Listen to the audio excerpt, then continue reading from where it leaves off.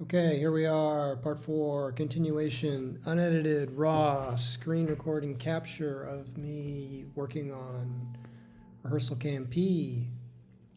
So anyway, last time we were here, we had just solved this problem. So this is good enough. Away with you. Actually, you know what? I'm gonna copy this because I have a feeling the same problem is gonna come up in other places. So let's see what happens.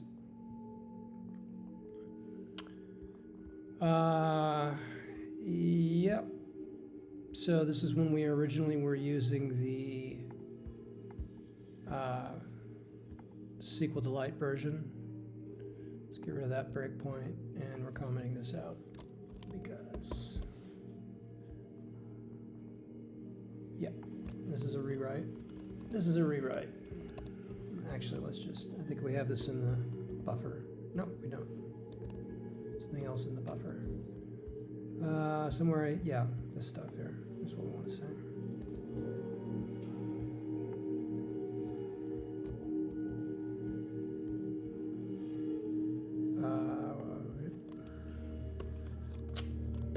Music's kind of loud, isn't it? Sorry. A little background stuff. Hopefully it doesn't sound too bad. All right. What do we got? Undeclared use of title. Looks like both of these things need to be fixed. What are we on? Line set, setup line set, self title equals title. What is self here? We're in line scene header. Oh, this is, I'm looking at 2 lines of code here. It's just classic use, completely unnecessary use of an intermediate variable. Right, I mean, what's the value of this? This expression on the right is equal to title. Title label is equal to title. I mean, I see title label here, dot text. Why don't I just do this? I mean, obviously this doesn't compile, but this is kind of my campaign against intermediate variables. I'm a big fan of tacit. I'm not a fan of lots of intermediate variables, especially when they add nothing in terms of documentation or understanding the code. Okay, let's move on. We still need a breakpoint here. I think we could just set it on the, let's just set it on both sides of that function, see what happens. Name display, same sort of deal here.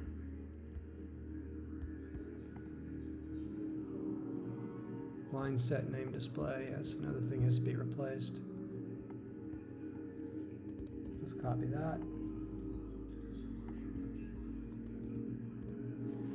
Well, it really doesn't preserve the indenting too well, does it?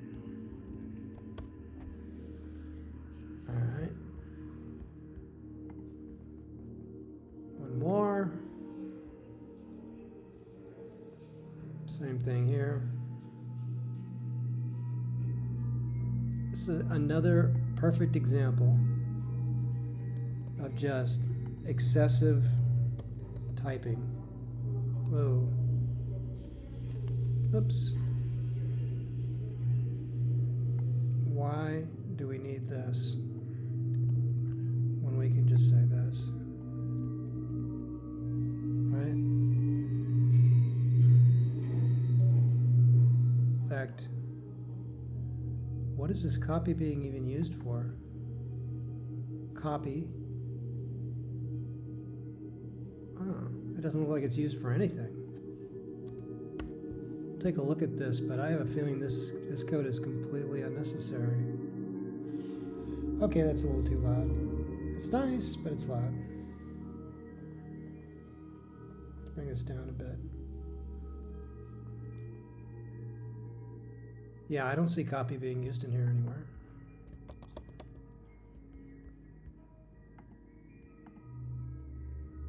Copyright. What does this code even serve? I don't have to rewrite this, it doesn't do anything. I didn't add this comment. This looks like old code. Line scene header cell copy section. Reload data. Update scenes last update has updates to sync. What is this even doing? This is side effectful, so this is obviously doing. It can compile this, it can find this, but the IDE has no idea what that is. I don't know. I don't know.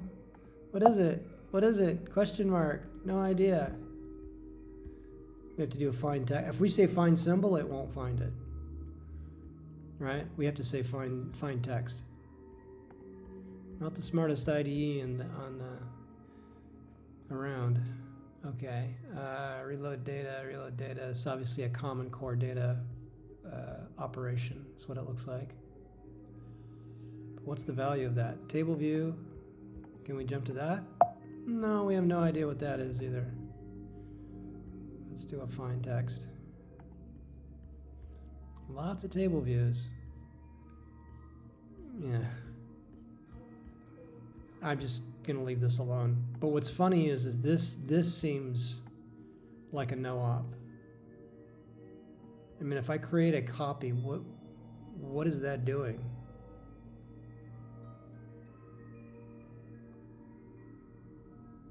I don't know. I'll leave it here for now. Let's just get us compiling. We'll figure it out. And one more of this. This, wait, where was it? Where was this? Oh, over here. Yeah.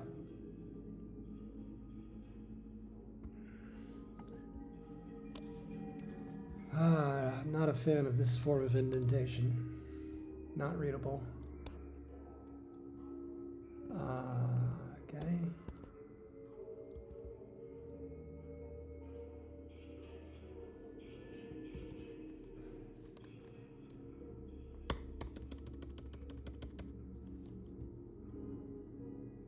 Okay.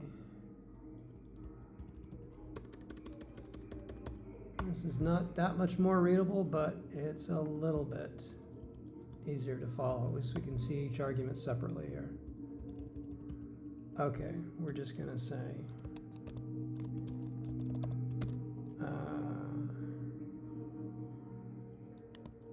need line set name.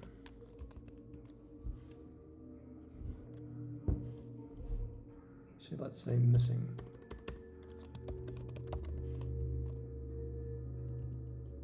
I'm sorry, to do. It's not really missing. We just haven't done it yet. Okay. Try that.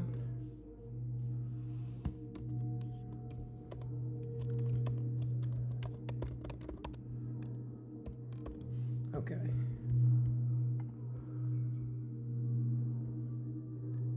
String literal prefix.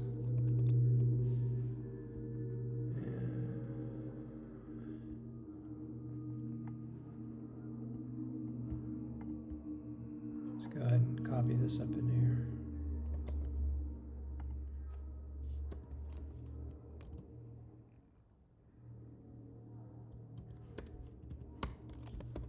All right, let's try that. Building. Are we gonna actually build and run? Amazing. Okay, we got through all the compile errors. That's good. So our app is running. Our line set should be completely neutralized, so that if I go into a script that has line sets, which this one does, there we see it hitting its breakpoint. We continue on, and we're okay. So the app's working. Oh, I'm putting a bunch of marks in there I don't want. But line set should be blank. Yep. This has line sets, but we've got them from the back end. They're not being saved. That's what we want. Okay, good. Let me save this commit. See where we're at.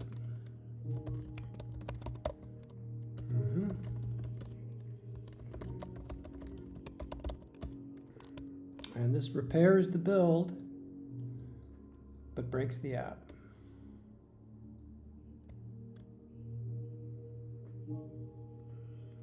Actually, let's say that, but app is broken. but, well, the app is the app broken or is the feature broken? But line sets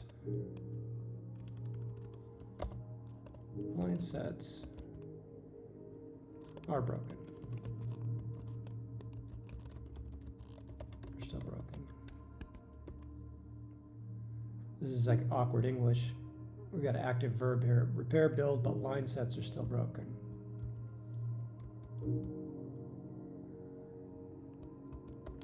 But not yet line sets. I don't know why I put that in lowercase. All right, repair build, but not yet line sets. So this is all we want to see. We're probably even not going to even keep this commit because this branch, this will get replaced with the actual correct code at some point. So, I mean, I could say whip. Let's preserve the original date. Is that the original date?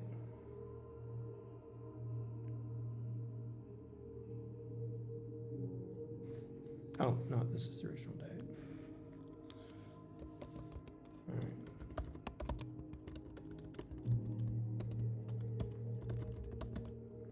Okay. Let's see what this looks like. I really need to change the get colors over here. I find this kind of difficult to read. This is yeah, it obviously recognizes this as a get log, or a get diff in this case. And yeah, not so readable. Let's do it anyway. Status, there we go. Get out, out dash get show out. Oops. Get show. All right. So let's do a quick scan through here. We agnied that. We took line set out of the bridging header because the legacy class is gone. This is a rewrite. This is a rewrite. This is just saying we don't need the forward declaration. This is a rewrite, rewrite, rewrite, rewrite. Replaced by JSON.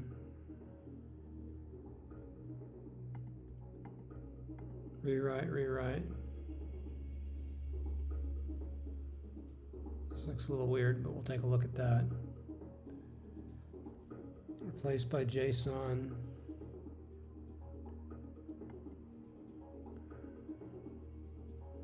This is a different problem. This was for line scene, that line scene was using the script ID originally from,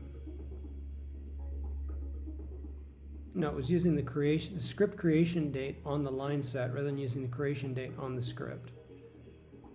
I don't know if this is going to become a problem. It could, but we got a to-do on it. We're going to check all these to-dos at some point. The add to-do means a refactor is needed. So technically this code works, but it's not the way we'd like it to be. Whereas a pound means broken. It means this code is broken. Unimplemented, not implemented correctly. This is going to break whatever the feature is. This in theory does not break the feature. So I'm not confident that that's what's really going on here. I mean, it just seems like this is a compatible change, but without unit tests and behavioral tests or any way to confirm that this creation date on the script reference on the line set is the same as the creation date of the script on the line scene on the self. I mean, you can see there's some redundancy here. Line scene has a script reference, and then line scene has a line set reference, which has a script reference. Is it possible for these scripts to be different? That's a good question, something I need to look at. So I don't know if this is broken. And I think this is the same change here. Script ID, again, yeah. See, it's dropping down into its line set reference to get the script ID rather than just using its own direct reference to the script. And I removed this because it seemed unnecessary and it solves the problem of line set not being defined in this core data class. But is this going to behave properly? It's a question. We'll come back to that.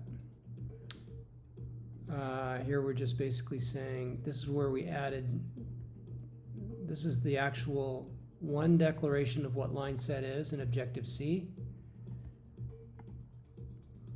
We're just saying it's an NS dictionary, essentially the JSON, dictionary for the JSON.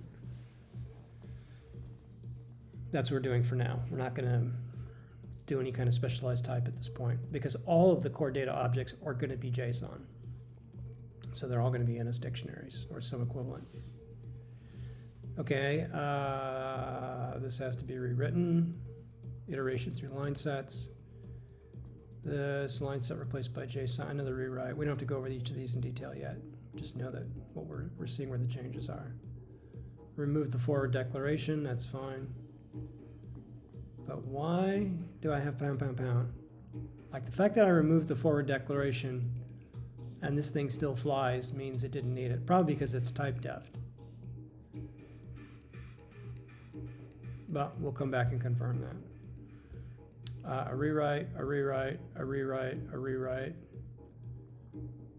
Again, forward removed, rewrite, auto rewrite. This is the biggie guy, I think, here. Which one is this? Line scene synchronizer. Yeah. This is the one that's got the heaviest crud for line sets, I believe. Yep, we're going to come back to that. This was the thing I was going off on about how there's no reason to make this a class. So we're probably going to refactor it into not being a class. Should I mix in design level or just code? What is the word? Not quality. Aesthetics? Code aesthetics? It's more than aesthetics in this case because there's actual overhead. I mean, yeah, we're being micro performance tuners here, which we shouldn't be, but there's an allocation of a class just so that a method can be called where it could just directly call a function with no allocation, no overhead whatsoever. Not even any level of indirection. So let's call that code aesthetics for now. And probably don't want to mix those things in, especially since all this Objective-C code's gonna be killed off eventually anyway. So why make it nicer? Why add change risk, unnecessary change risk? That's what I'm calling it. All right, remove the forward deck, remove the forward deck, rewrite, rewrite, rewrite, forward deck, rewrite, rewrite, forward deck, rewrite, a lot of the same stuff. Rewrite, rewrite, rewrite, rewrite. Just confirming that the changes we made are all flagged by these to-dos, so we're not going to miss anything. Yeah. More of this. More of this. There's a big one. Why don't I have this flag? Oh, I've got it in here. This is the last thing I just did, in fact. There's actually a to-do string being passed in at runtime.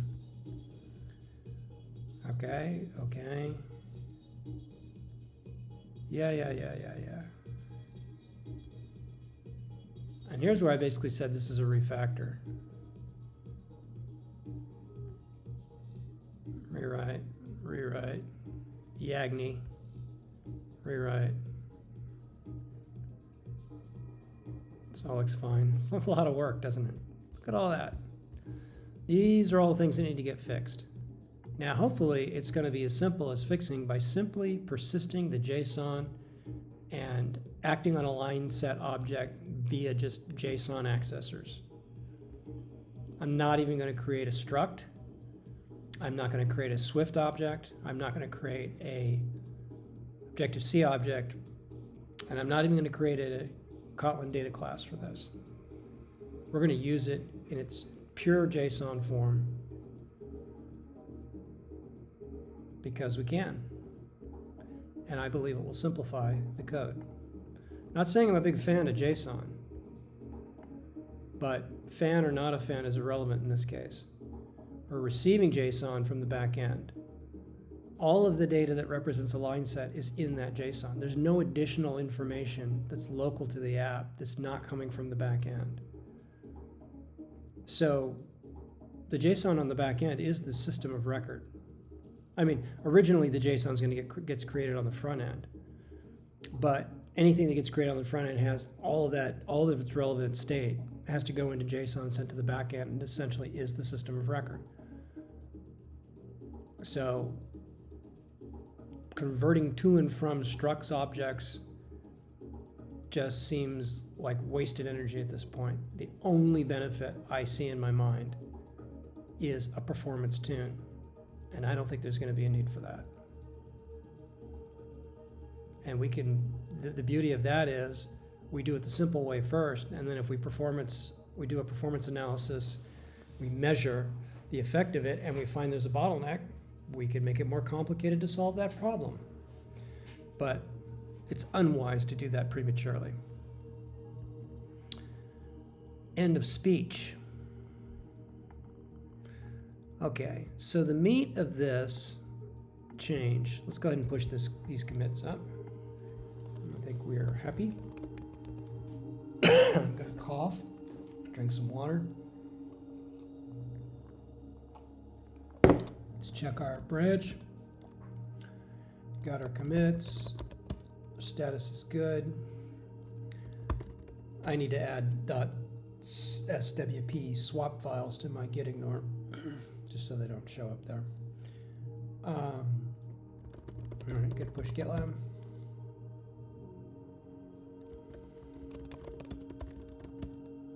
Okay, we're on the dev linset, misspelling, as JSON A. Let's get out of here. Let's get out of here.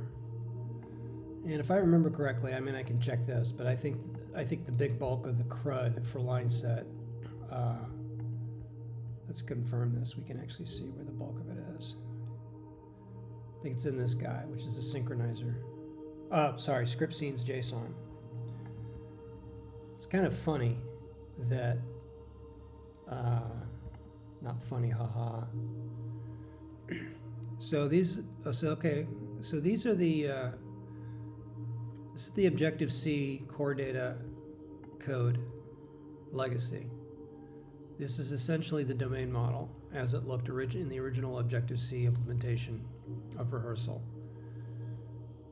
This is all domain, beat marker, bookmark, comment, highlight, line scene, scene group, script. Line sets was in here. We moved it to the dead folder. So we do have JSON for the various types. There's the JSON, there's the JSON utility. That's what I'm going to call this. These are utilities. I mean, if we look at this, what do we see here? Nothing but methods. It's just a module.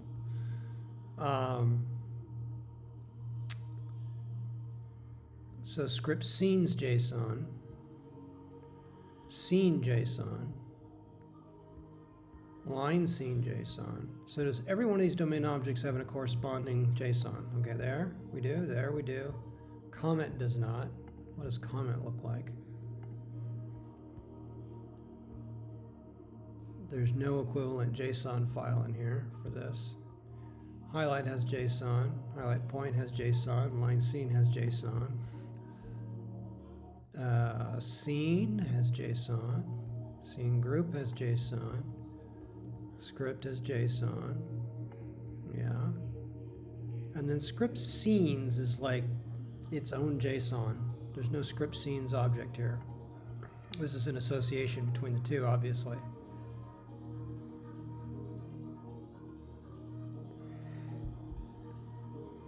That's what you would call it in object modeling. Essentially, this is an abstraction representing the association between the two. And then scroll position has no corresponding JSON. And then the dead folder, did we actually move a line set? Yes, we did. Line set JSON right here. This is effectively what we're going to end up replacing. And this doesn't look like much. This looks like a converter. Map to JSON, create from JSON. We don't need this because we're not creating anything other than the JSON that already exists. So whatever we get as a dictionary is the object. We don't care about any of this. All we're going to end up doing is making a utility of accessors from the JSON itself where users of line set need to interrogate it. Yeah, this is CRUD. Create from JSON, update from JSON, map JSON. This is R in CRUD, right? Well, this is the C. This is the U. This is old code. I didn't comment this out, so that's dead code anyway. These are our operations right here. Not much there. Okay, this is basically to JSON. When they say map JSON, it's basically say take a line set, convert it to JSON. This is create a line set from JSON. This is update an existing object from JSON. Right? That all makes sense. Okay. Yay. So back to script scenes. Here we go. All right. Let's just go through our to-dos. Line set replaced by JSON. Rewrite this now. So the first thing that happens is this is the I think, is this the synchronizer? No, this is the parser. The synchronizer calls the parser. I'm going to turn this music down. It's actually kind of distracting me. I don't know if anybody ever watches this video, if you find the background music helpful or not. Yeah, it's just bothering me. Okay. But then you get silence in between my talking. So we're parsing line sets in context. We're getting script. This is an example of why objectifying what are otherwise procedures, it's just bad design. We're creating an object. Here I am going on my rant again. Passing the JSON that we're interested in doing something with as a constructor parameter. So the object now has a member of that JSON. And then we follow it up with a call to what we actually want to do with the JSON, passing other arguments. I mean, look at how hard is this to read. It looks like if I'm looking at this method, all that's of interest here is the context in the script. The reality is all this stuff's down here is going to operate on this local JSON. This just really bothers me. I think I have to rewrite this. Let's just, yeah. Don't rewrite it. Don't rewrite it. I'm trying to restrain myself. We're not keeping the subjective C code. All right. This is a good act of discipline. Don't rewrite. Don't add complexity here. I mean, add complexity, but add what could be confusion. Right? We're mixing different kinds of changes. Right now, this is a refactor. We're replacing line set, feature, persistence by core data with JSON. Let's just do that. All right. So this is going to yield nothing because the local line sets, at least in the first pass on a new database, this is going to be empty anyway. So let's just pretend we're on the first pass of the database and this is empty. And let's do this piece by piece. And the way I'm going to do this is I'm going to put an if true.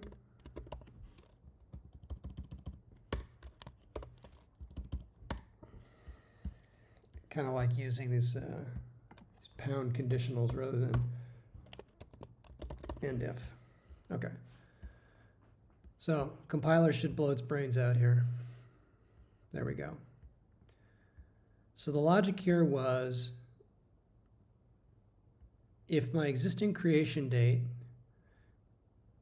in my existing line sets, that's what this is. All we're doing is we're basically saying, what have I got locally? Let's find where what I received remotely, which is what JSON is. Again, it's so difficult to discern this. A lot of cognitive load is required here. The JSON this object was created is the JSON of interest, meaning it's the cloud JSON, it's just being assumed here, right? Because this is what we're seeing here. Cloud line set in self JSON value for key line sets. All right, so this is the key thing. We got a block of JSON that includes line sets. This block of JSON obviously is the script scenes block. This is a dictionary, so we're okay with this. So this is going to work. This is going to work the way it does now. It's going to say, give me the line sets. This is going to compare against the ones I already have with the predicate. And this filtered array is actual domain objects. And once this gets turned into a dictionary, what happens here?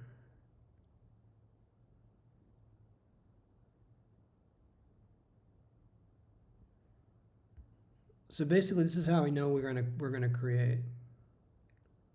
Let's get the creation going and come back to this. So assuming this filtered array is empty, meaning we have no local line sets that matched the cloud line set, i.e. the JSON we just got from the back end, means this one doesn't exist locally. It's new. We're going to instantiate it locally. All I really want to do is grab this block of JSON and save it. So this create from JSON is unnecessary.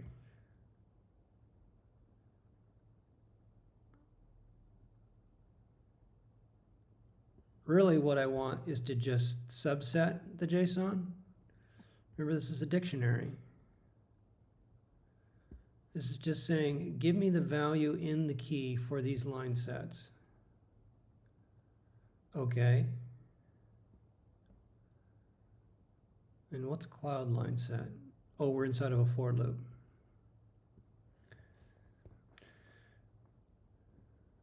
This isolates it. So we already have it. We just want to persist this object. That's it.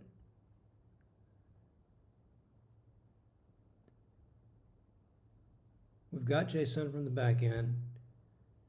It's already been extracted. The one block of JSON corresponding to the line set, that's what this does. I don't have to rewrite any of this. I'm saying I didn't find it existing. I'm just going to persist it. So this is completely unnecessary. What I need to do here is, this is the very first step. I really want to say store as file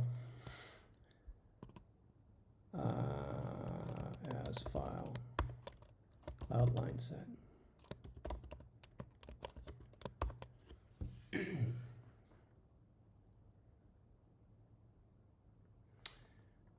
Yeah. So for now, what's the file name going to be?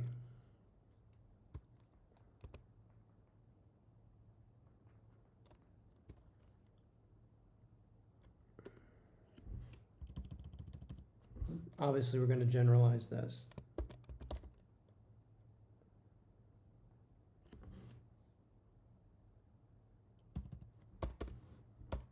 Store JSON to file. As file. Really, do I even need to know that? Can I just say store JSON? Isn't that simple?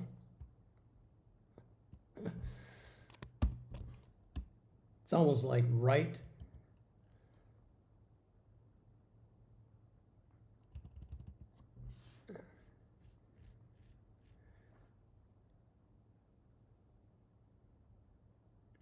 Do I even need to say that it's JSON? I mean, it's a dictionary. What am I actually storing here?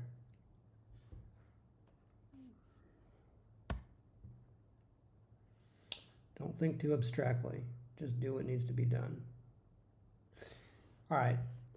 Well, first, we do have a local file system here, but I need this to go through. I need this to go through Kotlin Multiplatform.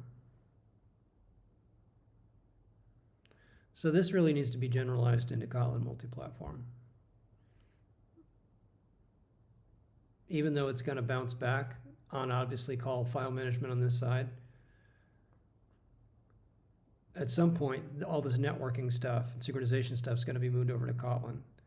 So it's going to be calling on the Kotlin set anyway. This is going to be common code, side effect code. Do I want to put it into app flow? No, I think we should make it its own module. This is persistence. That's what we should have here. So we'll just duplicate one of these guys. And shall we duplicate app flow? Let's see what app mutant looks like. I'm going to see what the imports on this guy look like. This is pure. There's no IO here. That's interesting. Well,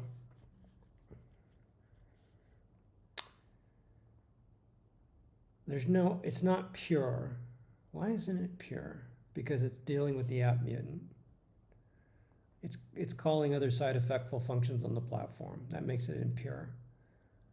But it's flow. It's not doing any IO itself.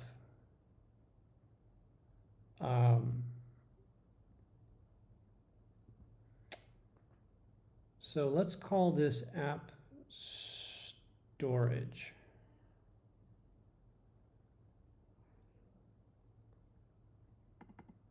There's app platform.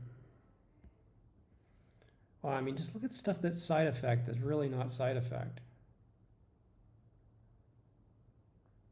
I mean, this is pure. This is a table.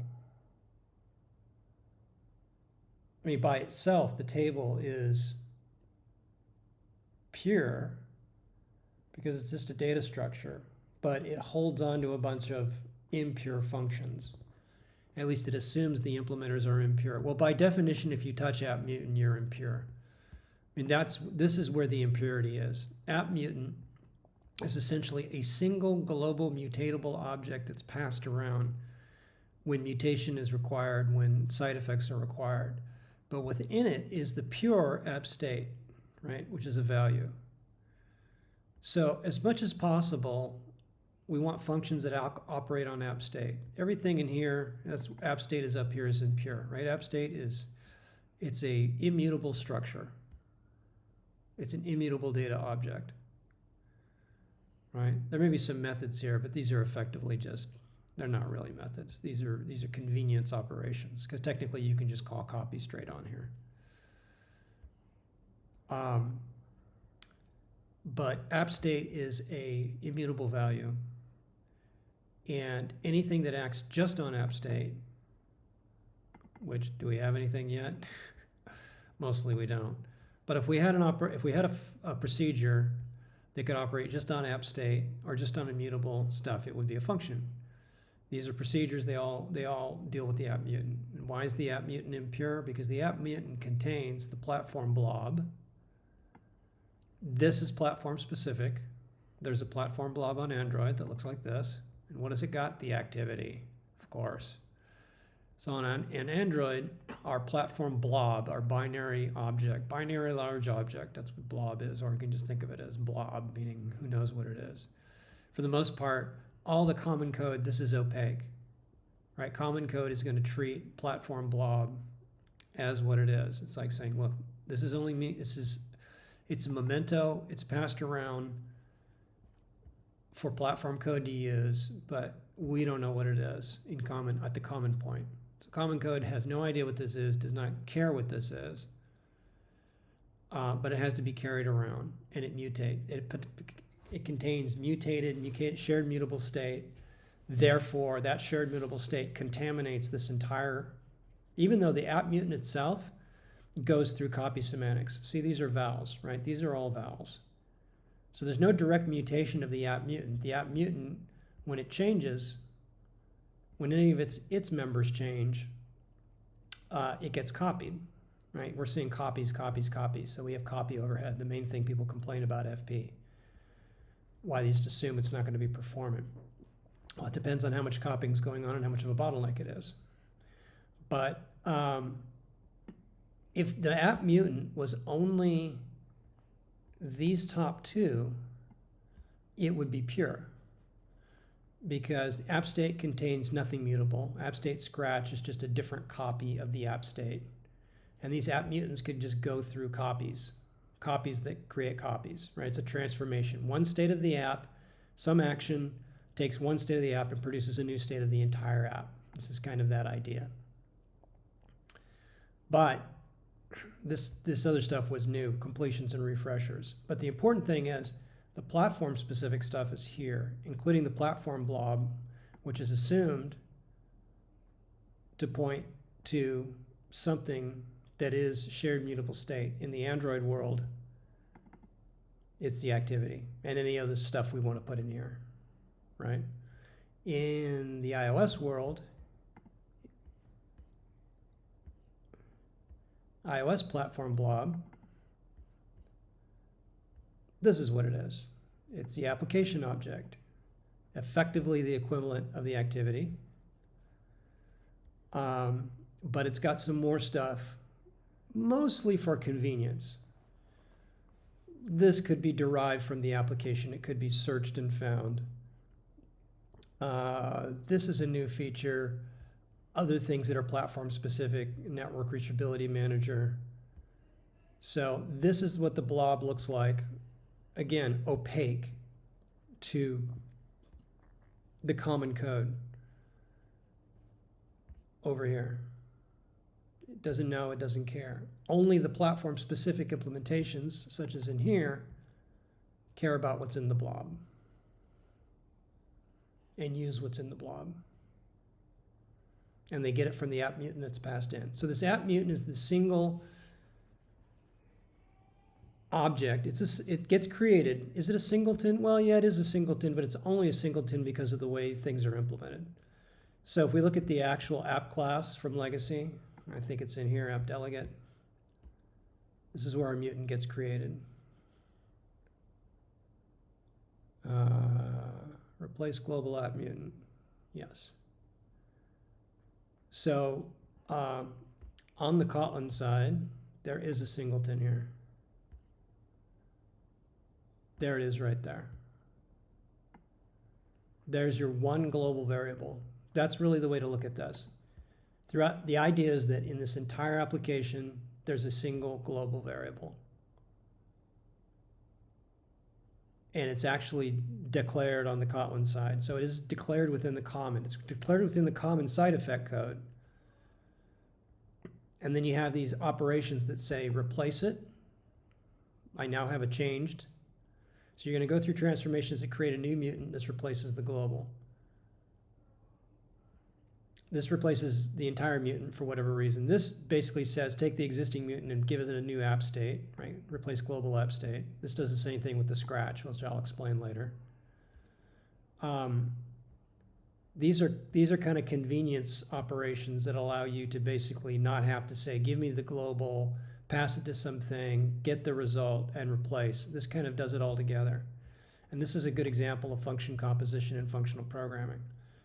So this basically says, given a function that goes from app state to app state, I mean, same thing, we have three functions here. This is a very nice feature of functional programming. You're not going to find in OO programming. This is very difficult to do when you have functions bound to state. This basically says, give me a function that goes from mutant to mutant, and I will call it. I will take care of getting the mutant, I will call your function, and I will replace the mutant when I'm done. So that handshake you don't have to do, right? All you care about is somebody gives me an app mutant, I'm going to make some changes to it, I'm going to produce a new app mutant. Now I understand it's a mutant, that's why it's called mutant. I understand I'm changing something being passed in, and it's a reference. Well, no, technically, okay, correction. Technically, the app mutant by these functions is a value. Remember, app mutant is a set of values, right? So the app mutant is getting copied.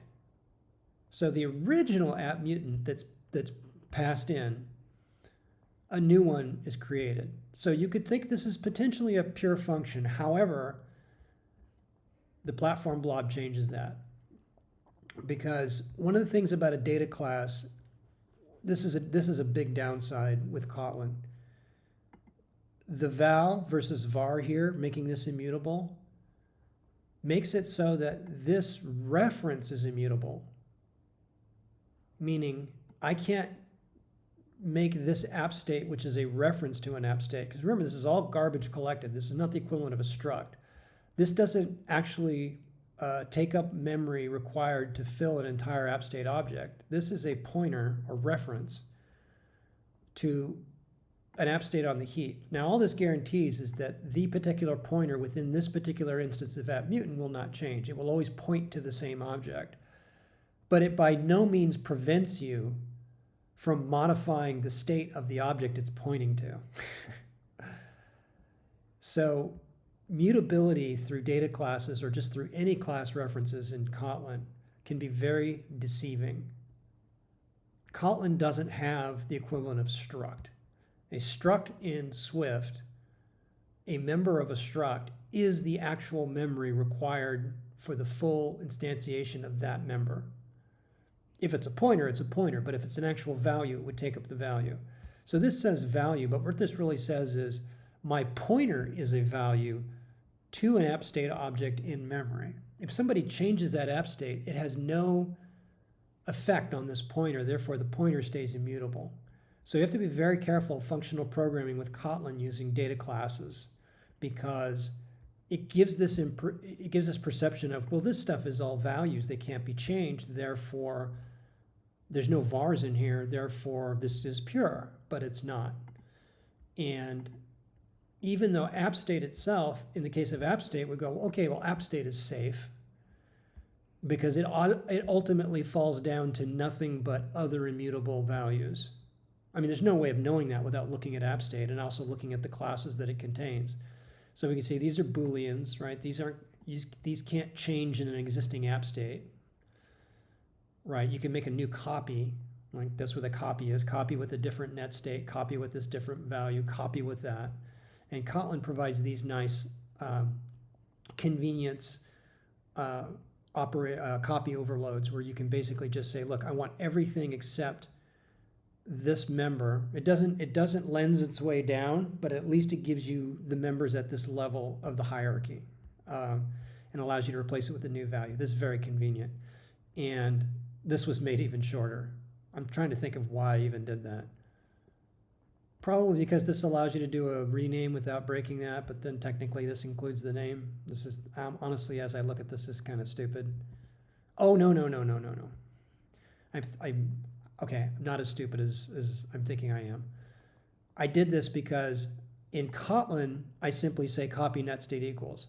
I cannot make the same call from Swift or Objective-C because it doesn't support this syntax. I can't from Swift say, call copy on app state, give me only the net state. I have to make a method that does this for me. That's what these are created for. These are created for the code on the Swift side. And in fact, if we look at iOS app platform, I bet we can find it in here. Copy, let's say copy with. There's an example of copy with net state. There we go, copy with app state. So this is kind of bulky. And in fact, this is where we get kind of messy. This has gone through some generations. But basic idea is here, this was needed for that. And it's needed because it gets generated and placed into the Rasha H binding header, copy with net state. No. Has to be in there. Can't be used if it's not in there.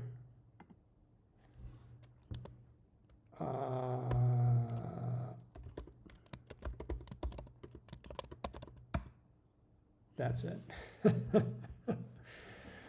When I do searches that are case sensitive, I almost always emit the first letter of the first word because we never know what kind of case we're starting with. Whether we've got like copy in this case, ignoring the do, this is Pascal case, meaning it starts with a capital letter. And the actual operation is camel case. starting with the lowercase letter. The first hump is the capital letter of the first word. It's a bummer to me that we embraced the capitalization and non-capitalization of the English language in doing this case sensitivity. If a language just had one case for everything, it would be so much better. It's one of the reasons why I tend to do everything in lowercase. For example, folder names and file names, I use dashes in between. In programming languages that don't allow you to have hyphens between words, in fact, really only one of the only programming languages I know that allows that is the Lisp family, right? Lisp and Scheme. Actually, I think Erlang does too. I think Erlang you can put, but none of the C family of languages allow you to have an identifier with a hyphen. You have to use an underscore, right? So they'll assume if you want to separate, you do what's called snake case.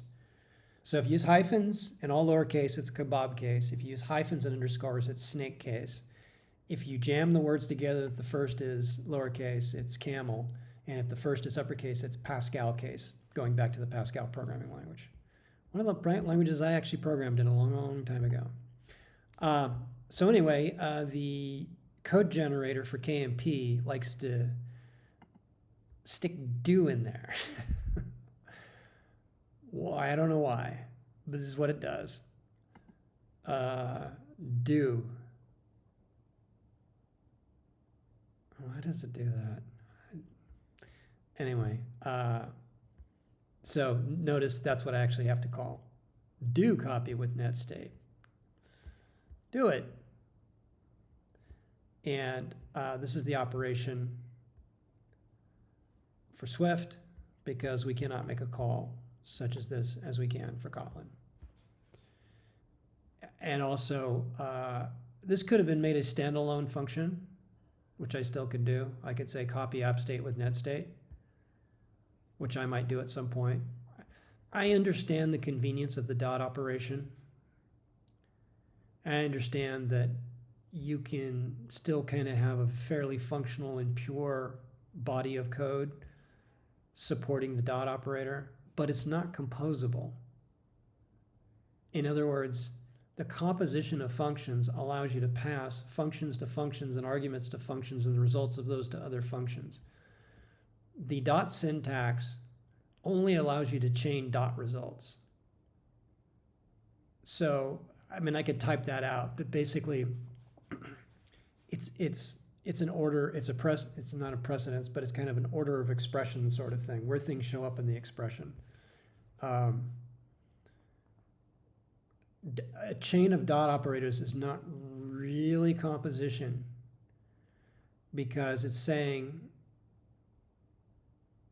it's only compositions of methods, right? So if I, for example, if I call something and I say a dot b, a call some method, the result of that is something I can call b on, which the result of that is something I can call c on, which is the result of that is something I can call d on.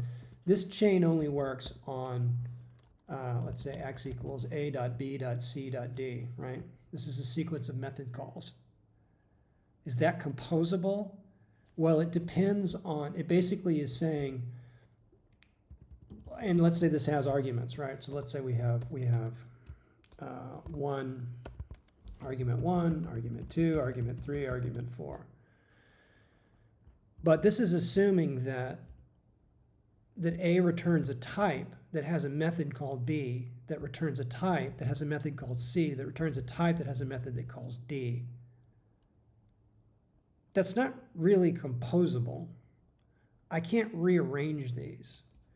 Whereas if I have a set of functions, if I say f of A takes, or let's say what would it be? It would be more like f of B takes an A,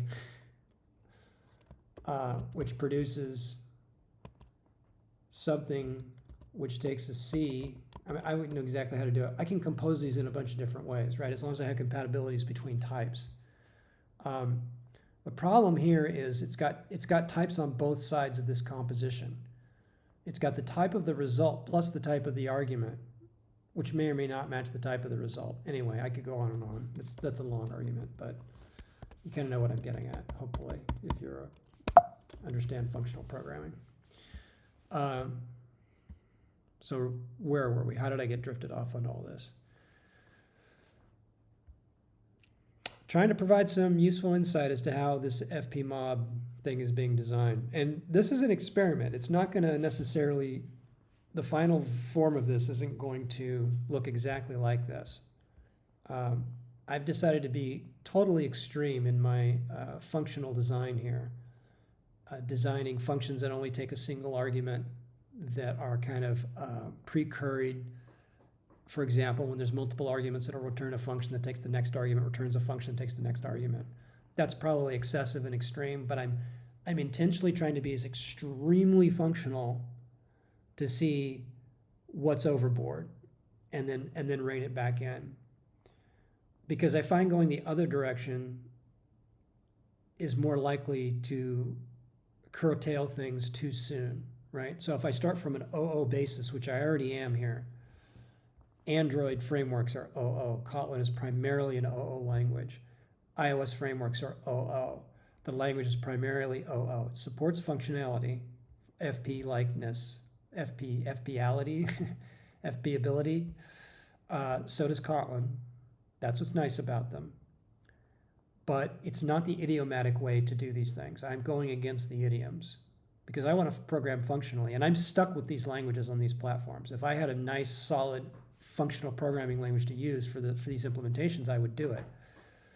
But one's not available yet. I'm working on that. I mean, there is Lambda native, but there isn't a functional language that integrates directly with the Android framework. There isn't a functional language that integrates directly with the iOS framework. So Swift and Kotlin are as functional as I can get, and yet I'm going against the idioms. The idiom here would be to do everything the way the framework is written, although in fairness, the framework design pre-Jetpack Compose on Android is based on Java. Java doesn't even allow, I mean, the versions of Java it was written against, not the latest versions, had no FP capability within it. It is hardcore, everything's an object, everything's a method, everything's state. So even though Kotlin supports that, there's not some massive rewrite of all the Android frameworks to do that. The beginning of that is Jetpack Compose, and it only partially is functional. There's still quite a bit of object-orientedness in there, and there's still quite a bit of inheritance. Flutter is worse. When you look at Flutter code, you know, they'll say it's functional. It is not functional. Same thing over here, right? Even though Swift now allows FP ability within the language, it's sitting on top of frameworks, UIKit, PDFKit, WebKit, right? These things are based on Objective-C, which is an OO variation on C. Swift UI is now functional, and we actually have some Swift UI code in here, I believe.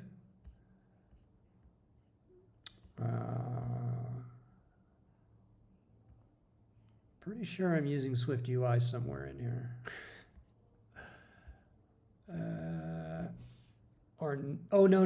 No. My mistake. Sorry, that's in my sample project. I cannot use Swift UI for rehearsal without forcing an upgrade to iOS 13. That's the first version of iOS where Swift UI was available. And we want to keep this on iOS 11.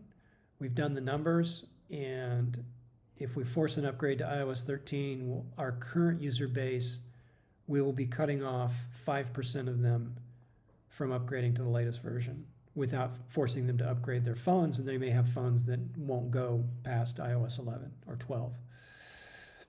It won't go to 13, which is what's required. So there's no Swift UI here. So this stuff is still, you can see right there. This is all new UI code that's been added based on a new approach I'm taking called UI Nota, and it's UIKit, has to be.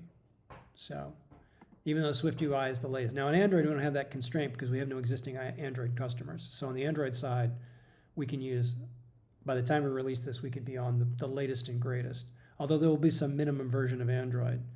But Compose goes all the way back to Android 5. I'm probably not going to plan on supporting anything older than 8 or 9, maybe even 10.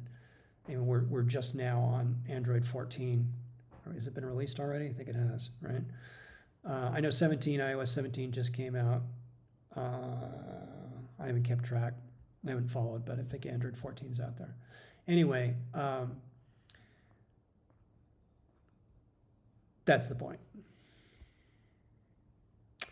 Should I get back to doing some actual work? Probably. What was I doing?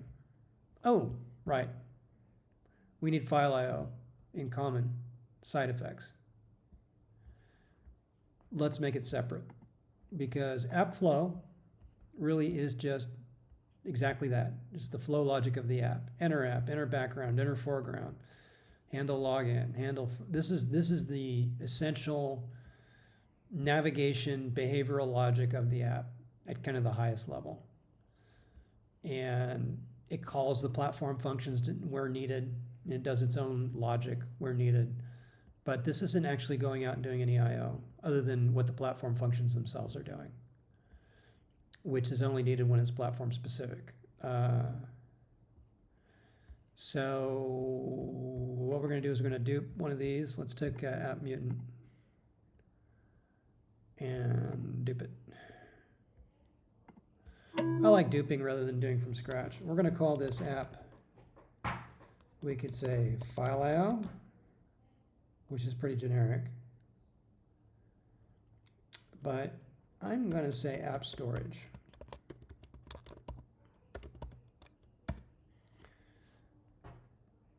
So we have the app flow, we have the mutant itself, we have the platform, and which I think this is just the platform structure declared here.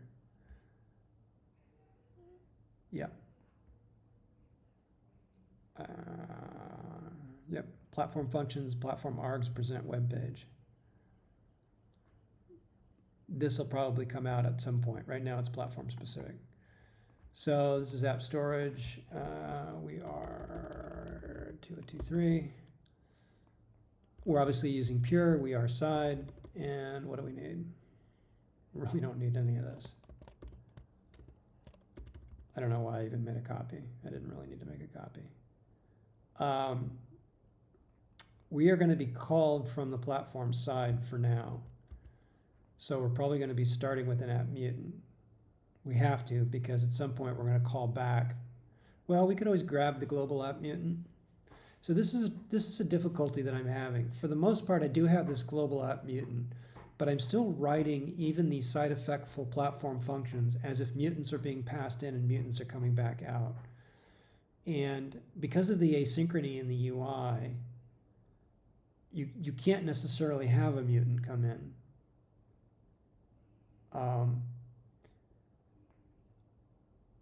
So what happens is basically these handle operations. Anyway, I'm going off on a tangent. Let's just do this. Let's just make it app mutant for now. Okay. Let's call this store.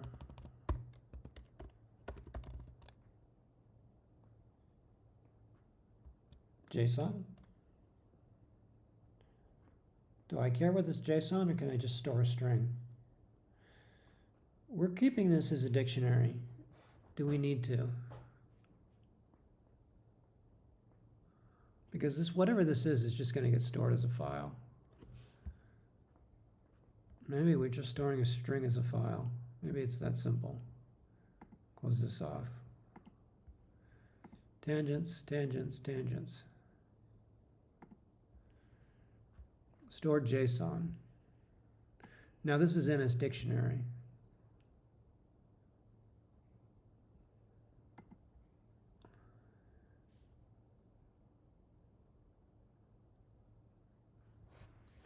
So we're going to call this app storage KT. That means that this code knows it's calling into rehearsal shared, which is fine because this is an interim. Eventually this code will all be on the common side. For now, we're only doing the networking, the getting JSON from the back end on the platform side. So it's calling into the common side, but eventually that'll be on the common side. So if I say store JSON, why JSON versus anything else? Is there a reason why? Does it matter? Can I just give it a file name and that's good enough? Really what I want to say is store string in file as a file. So let's just do that. Let's just write it as a string. We should be able to just stringify this. This is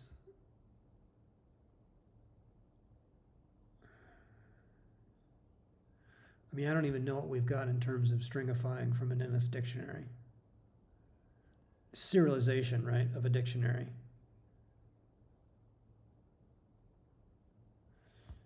Let's look at how we get this in the first place.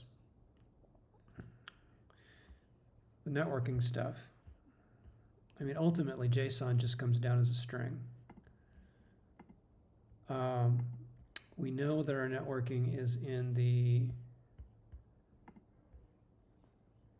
RS Network Manager, which I think is in here. There it is.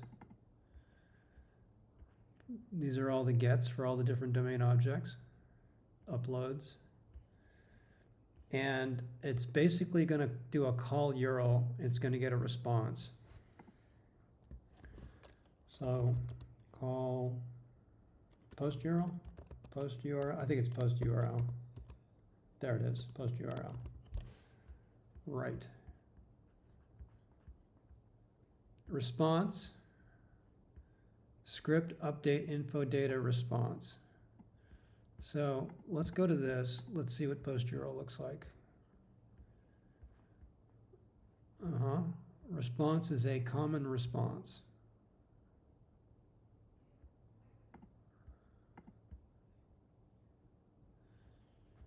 Common response is a common request. Common request is parameters. Parameters is something in here.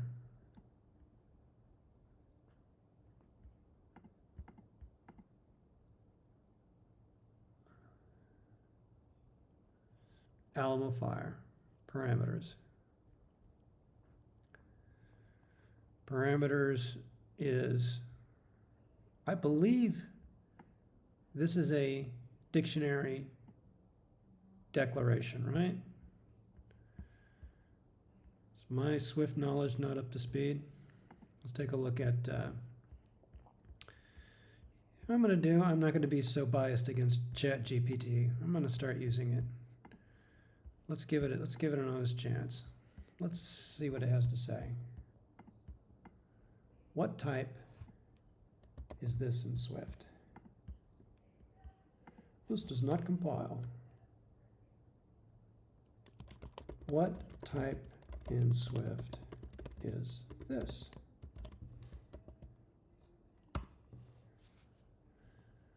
It's a dictionary, right? This is a literal for a dictionary. That's what I thought. Okay. So this would be the same as if I said, is this the same as NS, well actually, NS dictionary, string, was it string any? Not quite.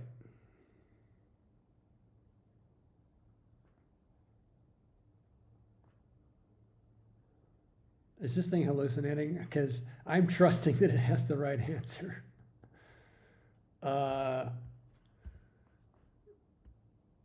Swift dictionary. This is a native. In this case, you have a dictionary with the keys are of type string and the values are of type ending. The Swift specific type provides all the benefits of Swift's type safety within the Swift code. Well, okay, that makes sense. Yeah, I was understanding that if you put brackets in, if you put brackets around something, you get an array. If you put brackets around two identifiers separated by a colon, you've got a dictionary, key and value, which is basically saying, I mean, that's semantically what a dictionary is. It is a array, well, it's a collection of name-value pairs. Key and value, name and value, same difference, right? So key 1, 42, key 2 value, any. Yeah. This is a Swift-specific type, and it provides the benefits of Swift's type safety. Does any look like type safety to you? It doesn't look very type safe. Okay, our key's a string. Well, that's nice and strict. Objective-C's NS dictionary, string any. This is an attempt to use with a specific type information. However, keep in mind Swift dictionaries are distinct. The use of in Swift may involve bridging. Well, we've already gone through that pain. And obviously, you see a more generic form like without specifying the types in Swift, and Swift will automatically bridge it, sort of. I don't know. What do we think? Watchers, people watching the video, should I trust it? Sounds good enough to me. Okay. So parameters is already, so we're already getting from the back end whatever body, which is a string coming down from the back end. LMOfire is going to go ahead and dictionaryize it for us. I mean, we say it's JSON, but what is JSON? JSON is just a hierarchy of name value pairs, right? Which is what this is. And the hierarchy exists because an any can be another dictionary. So you have a tree within a tree within, a dictionary within a dictionary, i.e. a tree. So this happens for us. So parameters is this. Go back to Network Manager. Common request is parameters. Common response is common request. Like, why even make these types? If you're not going to bother to change anything about the semantics, this is essentially an alias. Why even make the alias? Now, I'm arguing with myself. I made an alias for line set, but that's because I might change my mind as to what line set actually is. I guess the same argument was made here. Somebody could say, well, if I decide what the actual representation of response is, that it's not a set of a dictionary of parameters, I can do this in one place. But of course, it has to be type compatible with all the assumptions everywhere. This is an argument against constant aliasing, type aliasing, and the abstraction achieved simply by renaming something. Or by, not renaming, but doing a naming, one level of indirection by name. And a good refactoring browser, which I obviously don't use. If you use the same name everywhere, you can replace it. Of course, if we use parameters everywhere, we're going to use response. Parameters could be used for a lot of things. We want to replace response. Yeah, I guess this makes sense. But again, look at how we have to navigate through. And is there a way for this to say, what is the actual type? Show quick help. What does that do? It just did nothing.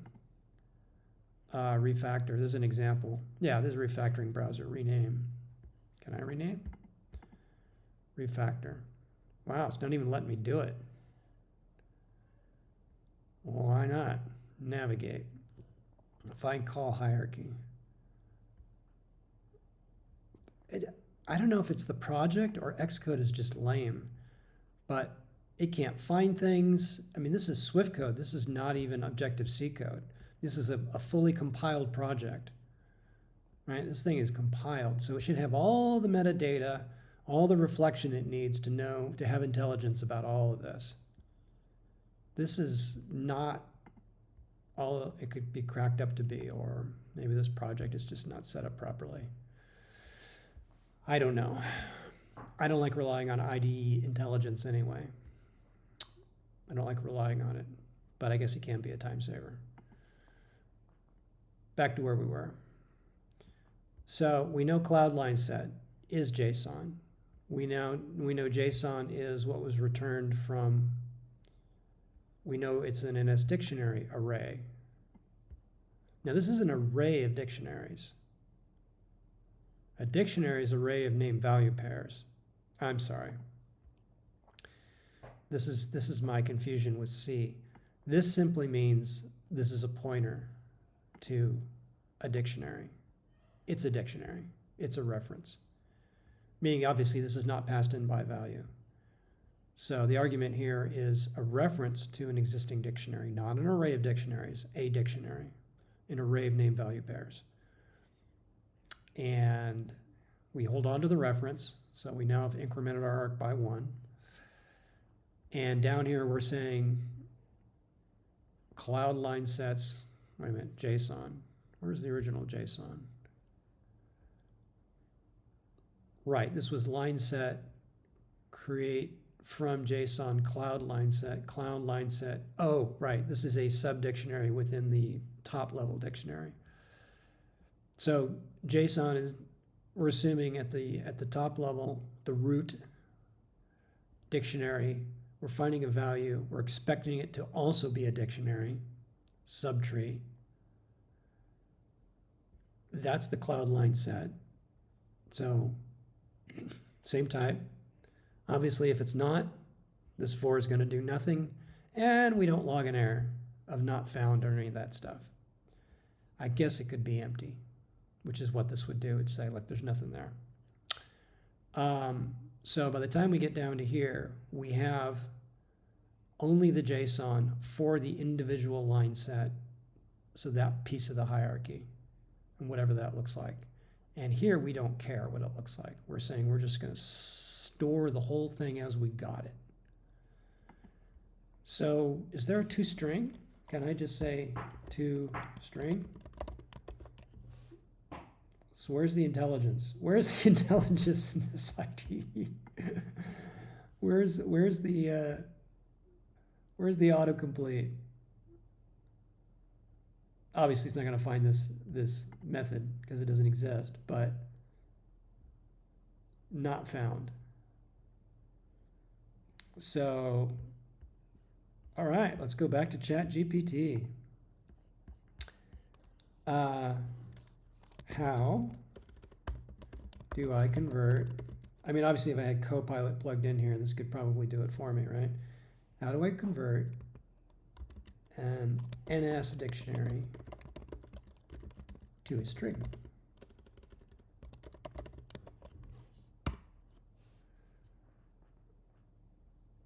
The description property of NS dictionary. Description. That's the representation of the entire thing. Ah, there we go.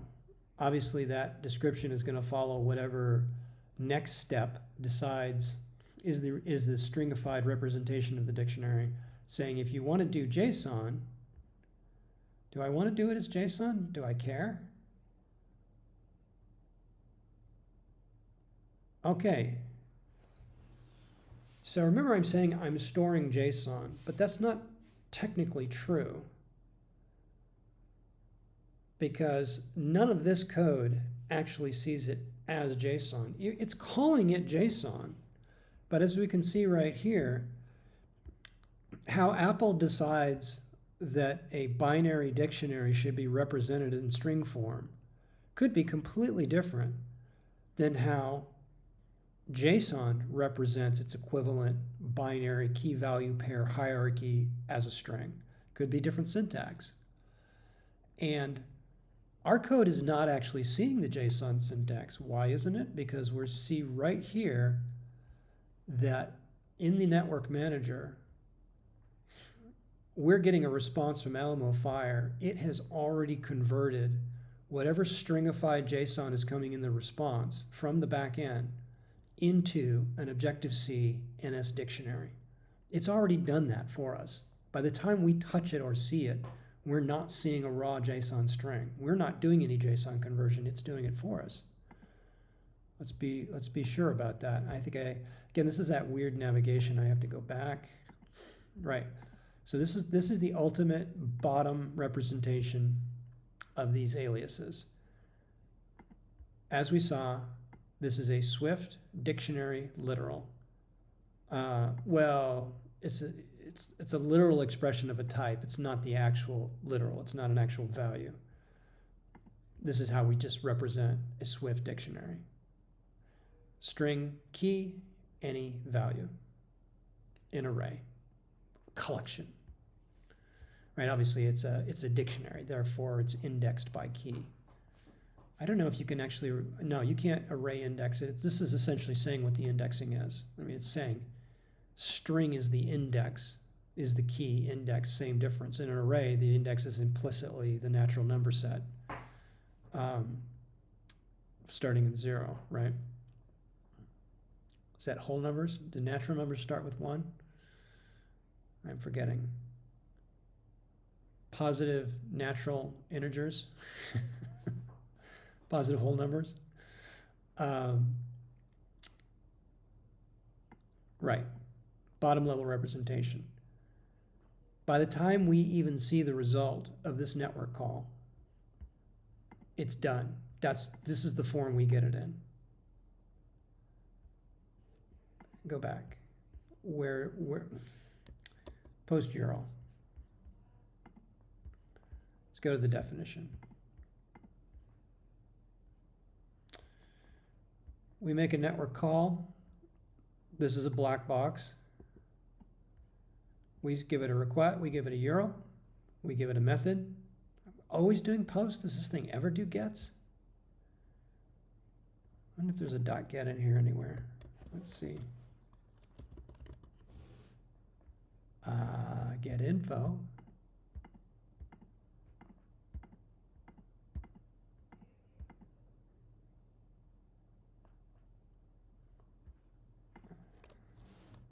I'm just curious if we're always doing posts. Let's look for method colon. We've got 4 of these. Post, post, method common method equals post. Post. Only ever does posts. Interesting. Never does a get. That's not REST.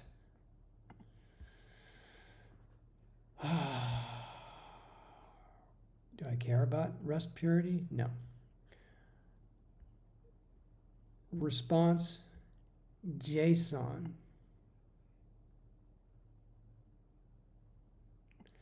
So this is an object, singleton most likely, or this is a static singleton function.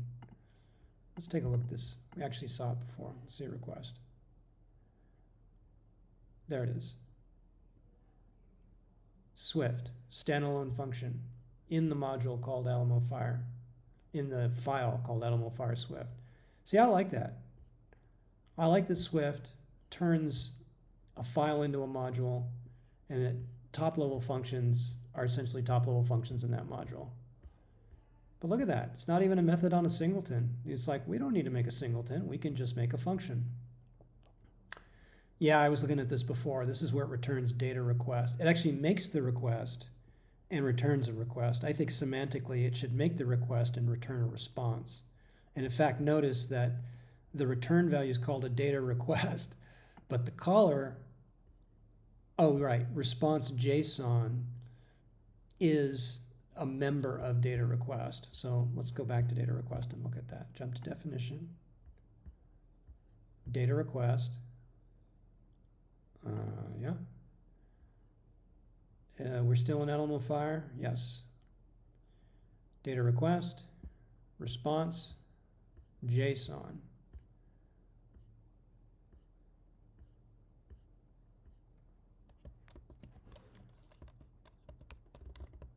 Response, JSON. Let me guess. That's an extension on this. That's what we call a monkey patch. Now, if you were going to do this as an extension and do this in a functional style, you would just say response JSON is a function that I pass this to and take a data request as an argument. Takes an input, produces an output, right? But this is not a method on the data request class. Where is it? It's in an extension somewhere.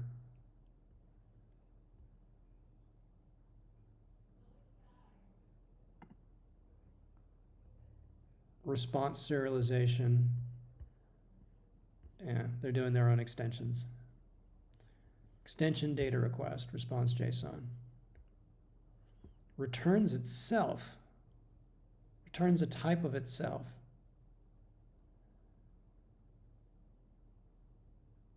What is this doing? Adds a handler to be called once the request has finished. The JSON serialization reading options. So you get a response. It doesn't automatically convert. It provides a data request.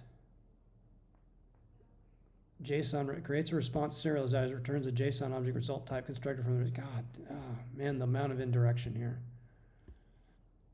Maybe I'm not being fair. There's data request. Adds a handler to be called, response. Give me,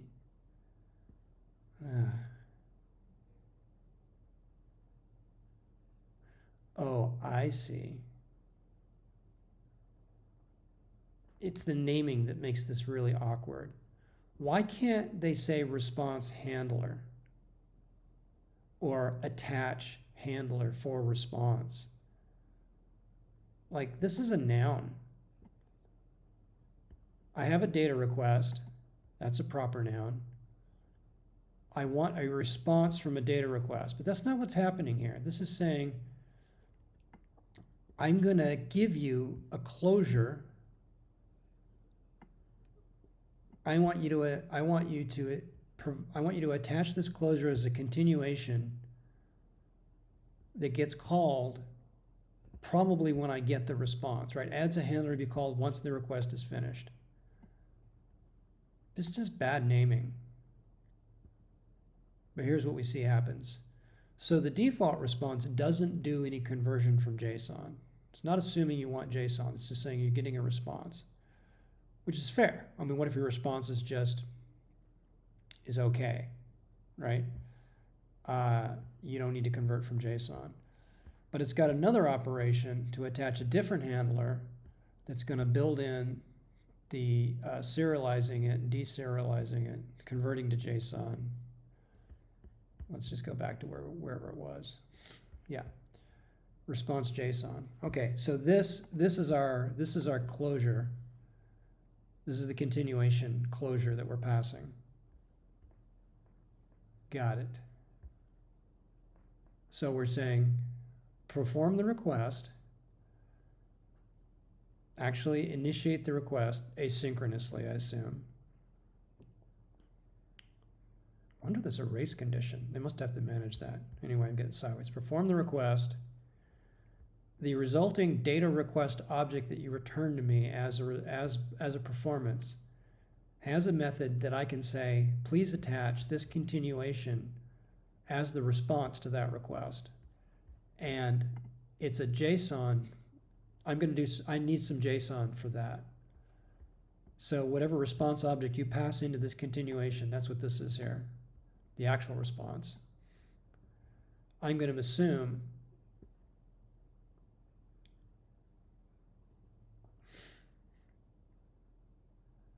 wow. Here's an example of naming. Response JSON in this case is a method to attach a continuation. Response JSON in this case, same exact word, is a noun saying the actual thing. I mean, is it just me, or do we see that as confusing? That's confusing. This is the actual JSON. So the conversion, my point originally was, I'm not going to see, by the time I get here, on any request I make to the back end, I'm never going to see the JSON string. I mean, let's go to this method. Where was it? Show me what you pass to the continuation. Data request. I'm going to return a response. Sorry. Data response is what comes back. Data response any. And what am I actually passing you? What is the any? Data response any. So much indirection. Do we need it? Probably not. So queue options, reading options, allow fragments. Don't know what that means. Completion handler, This is the continuation closure. It's an escaping closure that gets passed in, and this is its type. So I don't know what it passes as response yet, because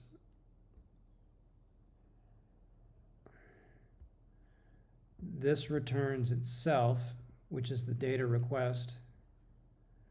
Wow. It returns a type of itself, or does it return itself? Is that self as a class, or is that self as the instance? That must be self as a class. So this is just a wrapper around the default response by saying, look, I want you to serialize.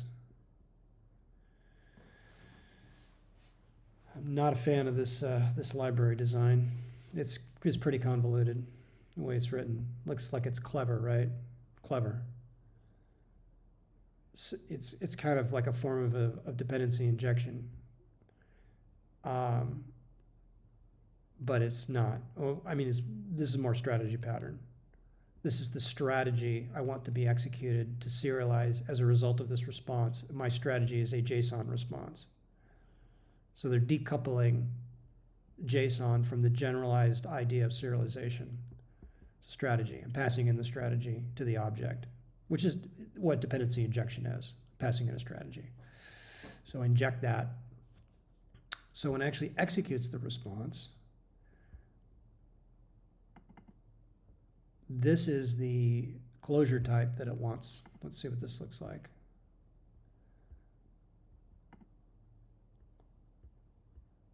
Used to store all data associated with serialized response.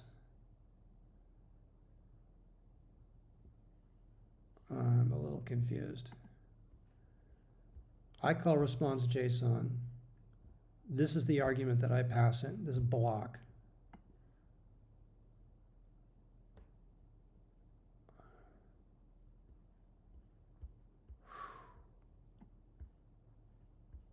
I call response JSON. Let's go back. Where's, no, back from here. No.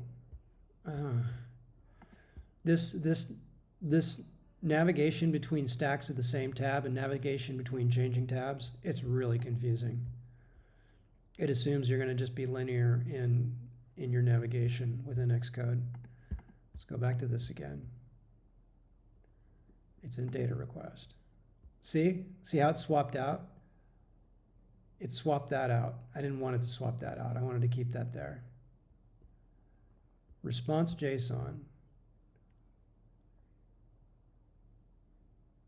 The syntax for Swift, it's similar to the syntax for Kotlin in that if the final argument of this function method procedure is a closure, then that argument can be expressed by simply using a squirrely-based block that is the closure definition itself. And that's what we're seeing here. Now, there are multiple arguments, but they have defaults. So because we're not passing any arguments before that block, we get the default. We get the default. Completion handler, is it escaping? Got it. I didn't read this right. This is the signature of the closure itself. I need to pass a closure that takes a single argument of a data response to any and returns nothing. Data response any is exactly what gets passed to our argument declaration here at the beginning of the closure. So anything I do to response here is defined by data response. So regardless of this call to this strategy, this call passing this strategy in, I see that the data response is the guy I'm interested in because this is what I'm going to act on, right? In my closure, this is what I get. This is what connects me to the request and its response. So let's look at that definition. See, it's going to open this in the same tab rather than giving me a new tab. So somehow the navigation stack, if I go back now, watch, I go to that. But if I back from that, I go back to the other tab. So this is like stacking within the tab, and I lose that navigation. It's terrible. It's terrible. I don't know who designed this UX, but they did not do a good job. And then sometimes it opens new tabs depending on where you click. I mean, if I go over here and I select this, so I get the new tab, or does it replace the existing tab? Replace the existing tab. So if I back from that, I'm in the existing tab. It's really like magically implicit as to what navigation is going to do. If I double click, oh man, how do I get a new one? Sometimes it gives, whoa, look at that. Now it just split it off. What? Functional? What happened here? I just went back from there and it opened but kept this one open. Is it because I double clicked here rather than I navigated to? Oh wow, this is. Yeah, I can see why people don't like to use Xcode. Terrible. And notice that if I do jump to definition, I don't have an option that says in new tab, in same tab. I guess I could do a find, but is there a way to, yeah, not good. Anyway, back to what we're looking at, data response. So we come in, response result is success. So response result, where's result? There we go, result value, your typical REST code. 200 equals okay, probably. That's what success is. I was one of the projects I worked on when they abstracted all their codes. For 200, the name was 200 is success. I thought that was funny at the time, but I can see the value of that, right? It's like 404 is not found is the name of it. It would say result 200 is success.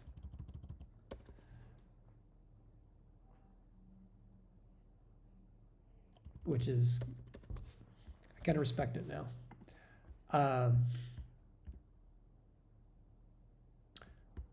Back to the code, is success. Oh, this is the classic if not. This is what I was arguing about before. Guard is just syntactic sugar for if not. That's all this is. This is if not. But I have to think. This is like that weird thing in, is it in Ruby? It's one of these languages that says the unless. The unless is another version of if not. It would be unless, what was it? Unless something if, or unless do. I mean, just the fact that it's biased to English, in my opinion, is a problem. But the fact that it's biased to the semantics of English, right? Unless. If you're coming from another language and English is not your first, you would understand that things like not, for example, in Latin languages, the nots tend to become before rather than after. So I would say not if okay. I wouldn't say if not okay.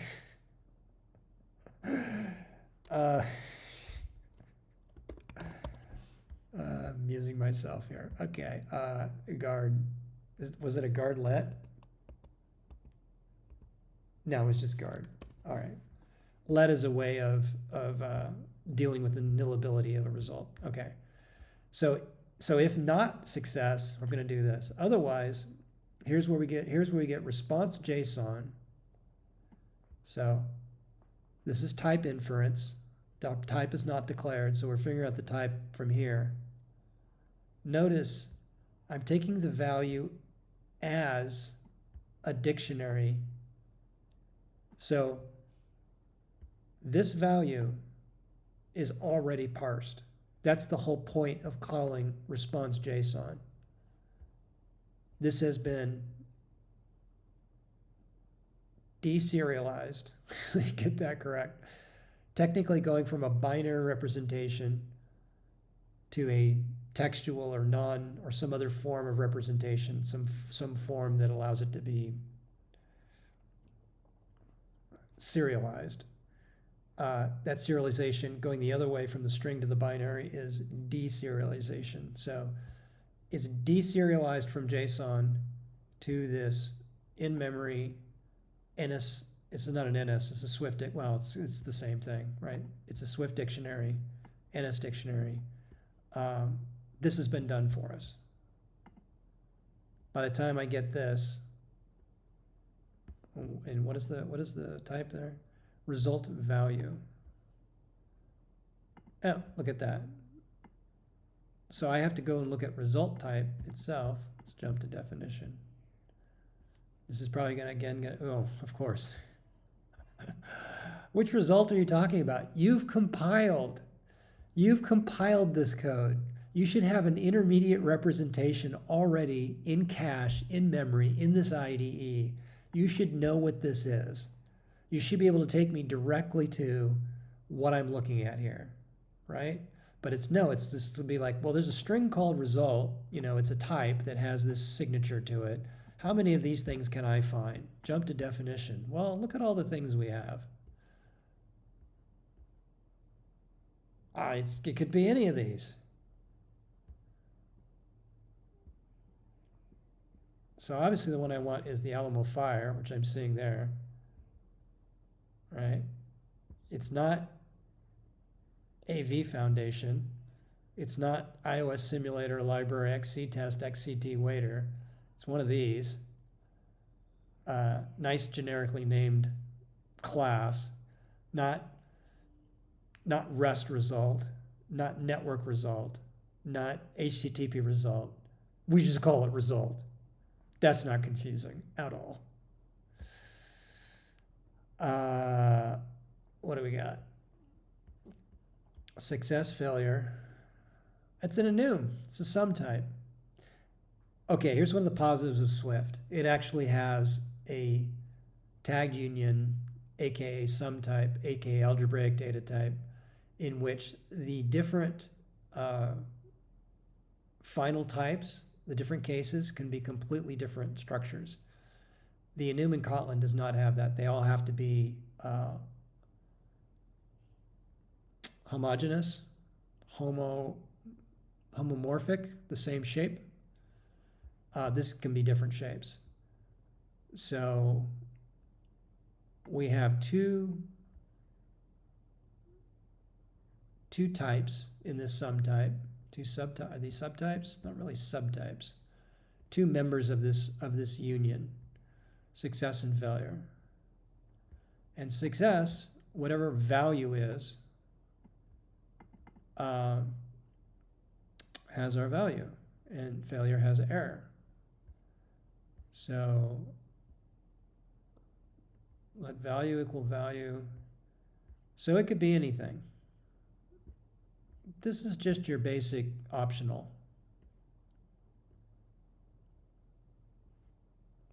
It's just a generic way of stating an optional.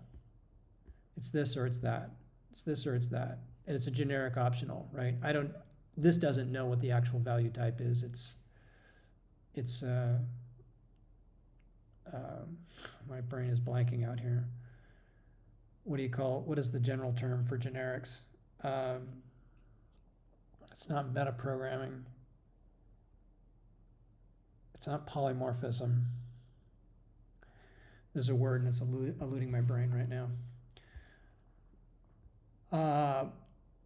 But obviously the request data type result value, let's go back again. What happened to our result? There it is. See, our navs us back, nav back, nav back. There it is. Data response value. Now I believe the signature was any. The loveliness of this statically typed language. It's so protecting us. This is any. It's just any. I don't know what it is. It's anything you want it to be. But obviously it's a form that this guy can deal with. Data request. It's a any. So how do I know what it is? It's obviously decided by this strategy what the actual type of the value is. Right? I mean, response is taking this strategy, this serializer strategy, and saying, this guy's going to determine what type this any becomes.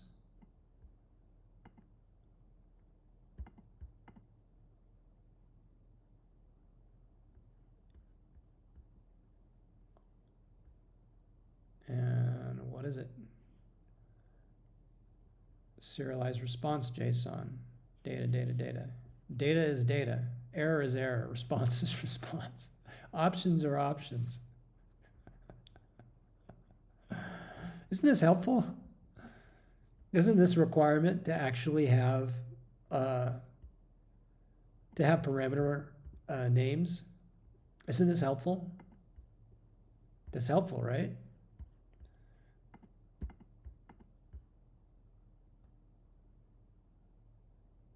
Data question mark, valid data,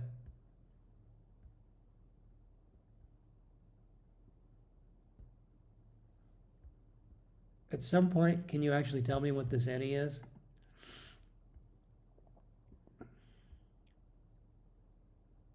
It's going to return success JSON. JSON is try.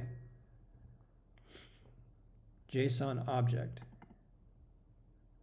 This any is going to become this JSON object, whatever this returns. Try JSON object with valid data. Where's valid data coming from? Equals data, valid data. I don't care what the input is. I only care what the output is. This is what the application code has to deal with. Let's take a look at that.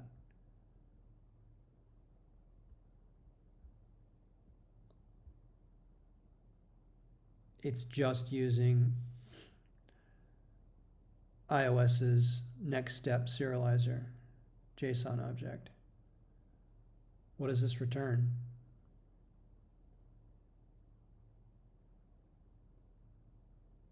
It returns an any.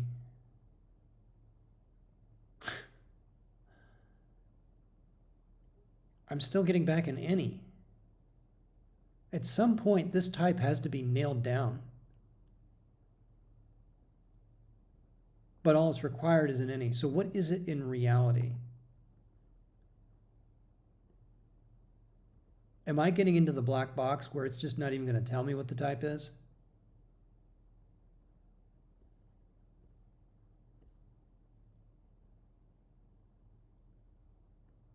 I'm guessing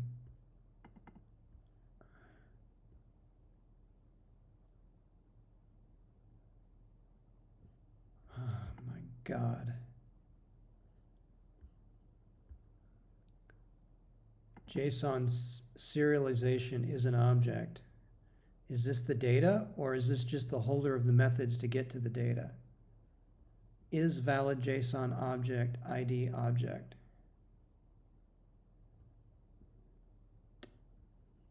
Nullable NS data. Man, I just can't even figure this out. So whatever we got from the back end, whatever this is, which looks pretty fucking generic. Can't tell us what that is. No idea. No idea what that is. Okay, let's ask ChatGPT, because Xcode's just of no help.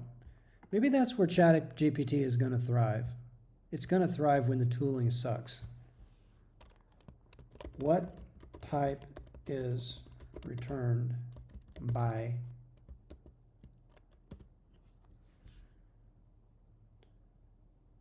well,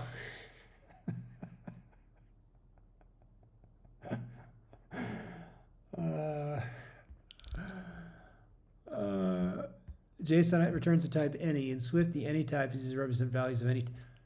Wow, thanks. In Swift, the any type is used to represent value of any type. Thanks for educating me.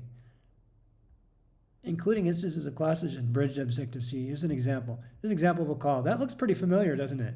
That looks a little bit like that. That looks like, it looks like the coder and ChatGPT found exactly the same Stack Overflow article. Although honestly, this is how it would look either way. But do, try, catch, yeah. Sure. But what is the actual final type of the any returned by this call? Depends on the structure of the JSON data being deserialized.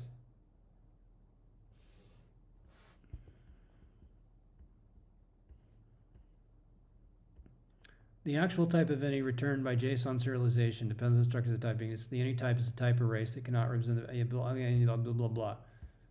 Can be one of the following. Okay, here we go.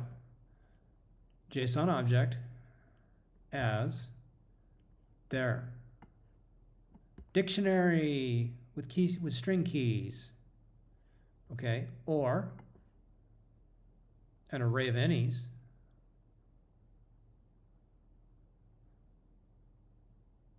Yeah, that's because of JSON. If we start with an array as actual JSON, we're just going to get any's. If we start with a JSON object, which is a dictionary, we're going to get a dictionary. Well, that's true. I think any is a little bit broad here. I think basically you're saying it's one of these three types. Why don't we use a sum type to tell us this? Oh, and then all the primitives, because JSON can just be represented as number, as string, and as bool. Got it. Okay, this is kind of helpful.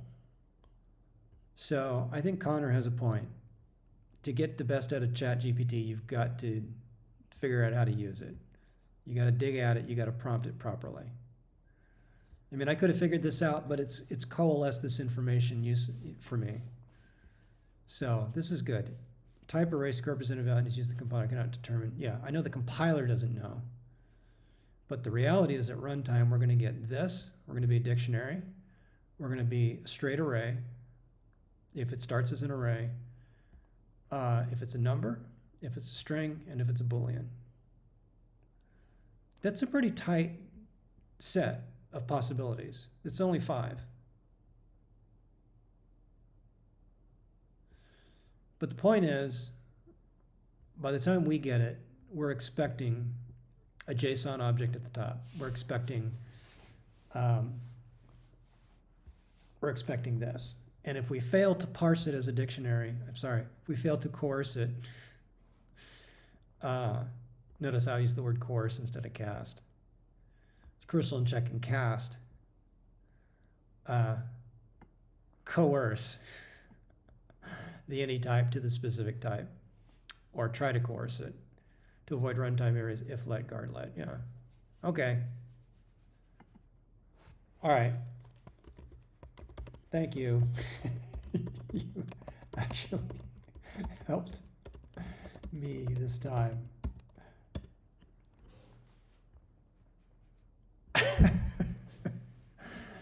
You're talking to a machine. It doesn't have feelings. But I have feelings. I want to feel like it's my friend. How long am I into this recording? I don't even know. Am I still recording? Hello? Hello? Still recording? Yeah. I'm getting a little punchy here, and it's getting late. Can the recording actually see my time up there? Yeah, it can. Man, you know where I am. You know my name. You know my time. Fortunately, nobody's watching any of these videos, so I think my privacy is pretty safe at this point.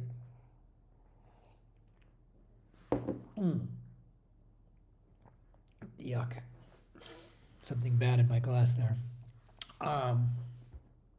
Okay, so all the way back to where we came.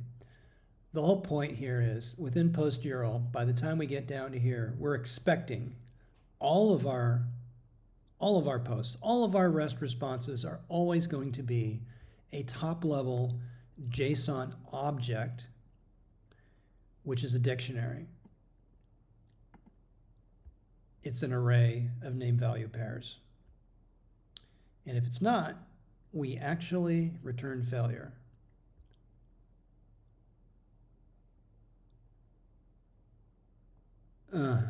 No. If let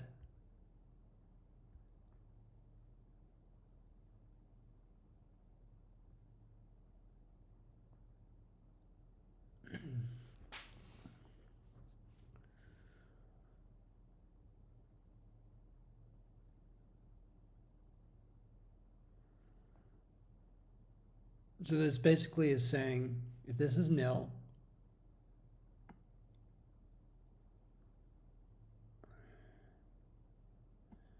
because let is going to give us a true if this is not nil. If its result is not nil, response JSON assignment statement is a result of attempting to cast. If this is nil and the assignment is nil, let returns a false. And we're guarding for false. We're going to generate an error. So if we fail to cast it, we don't care what the value is.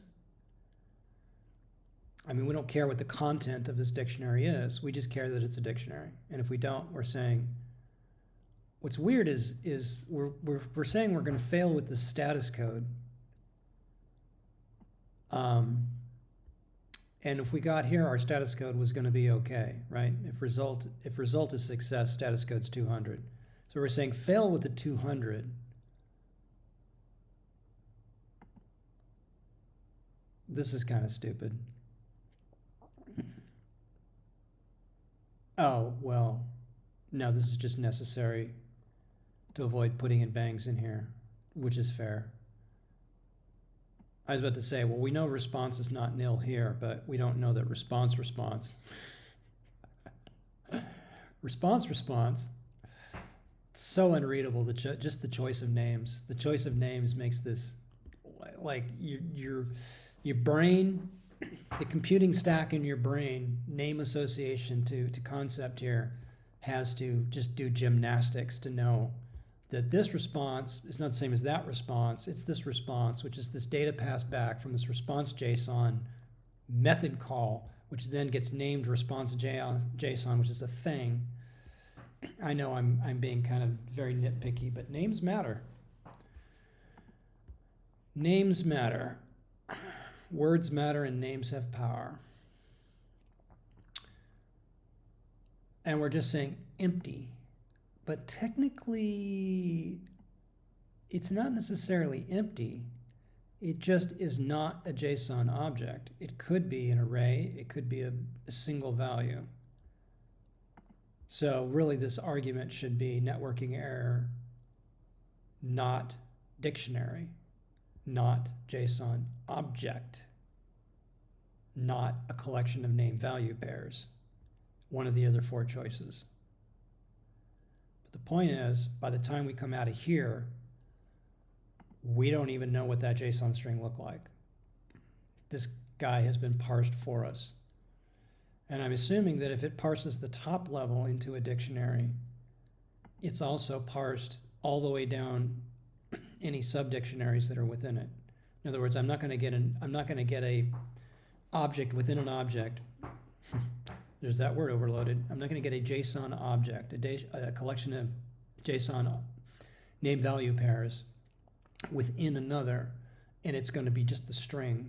It's not going to be fully deserialized. I'm going to assume that that's fully deserialized. So this is our fundamental type.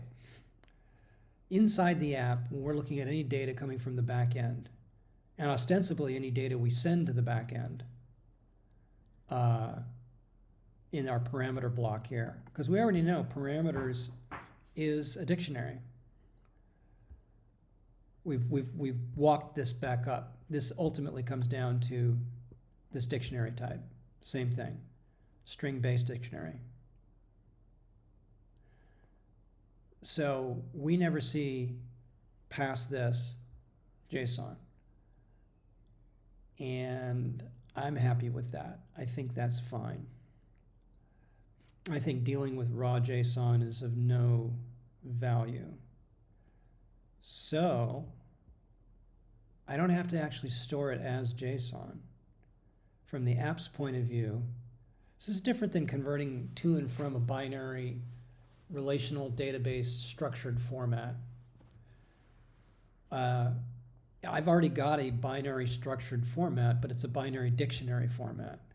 And because according to, thank you, ChatGPT, I can just get the description of the dictionary here.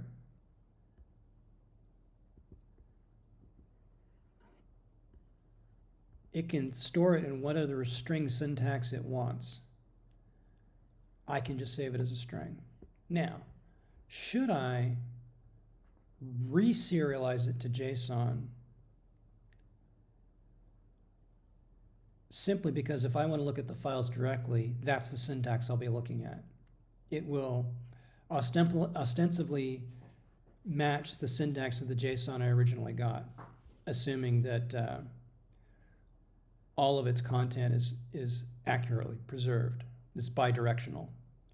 From stringified JSON to internal dictionary hierarchy, back to stringified JSON, except for obviously white space, alignment, and all that crap, it should look the same.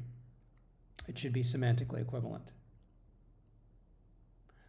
I can do either. This requires a try.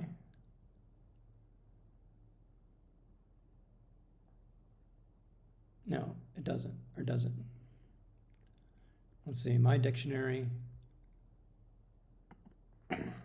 Yeah, see, this goes through two steps.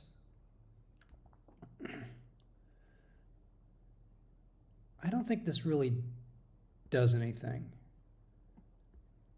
I'm going to guess that this data simply is a wrapper around the dictionary, and that this call itself, especially since it's got the encoding in here,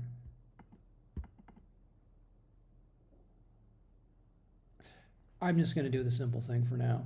I'm going to stringify the dictionary and let iOS decide what its actual representation on disk, on file, looks like. That's what I'm going to do. It's obviously taking a while to get this down, but talking it through. I found there's some value in talking it through, even to myself, which I don't normally do. I don't talk like this unless I'm recording. I mean, this is the first time I've been recording, and now I'm talking a lot more than I talk when I code.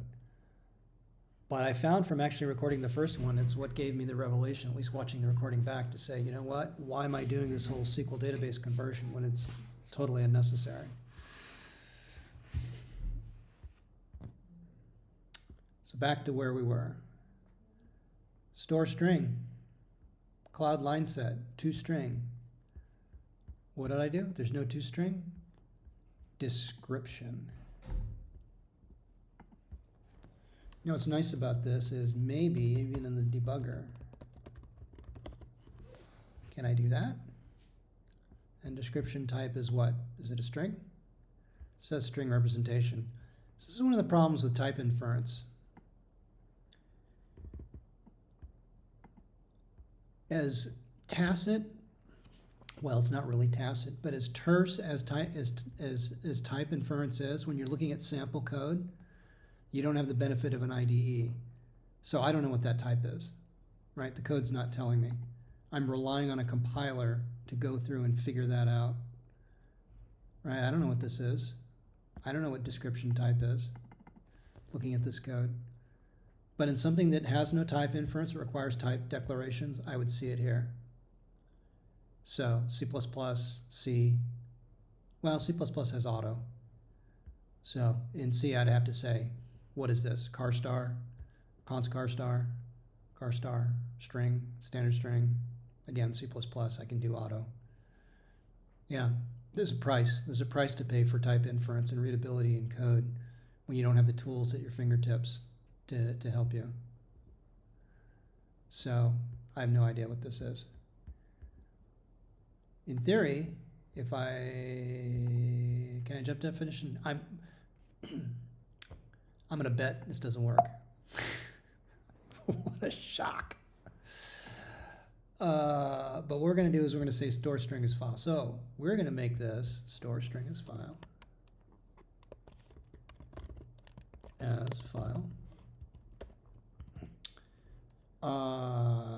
This is not a function. We're actually taking an argument and string. Now, I personally don't like a lot of redundancy in parameter names. I'm going to do,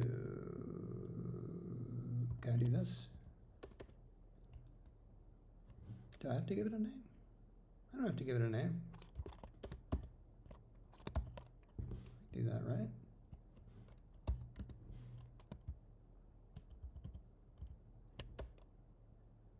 I don't have to give it a name, do I? Well, obviously I have to give it a name. I don't have to pass the name. Well, once this gets converted to Swift, I have to pass the name. So I don't like having the same name that's only different in case.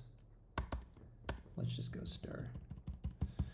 So one of my conventions is I tend to use acronyms or abbreviated words for identifiers for things that are local, that have a short lifespan.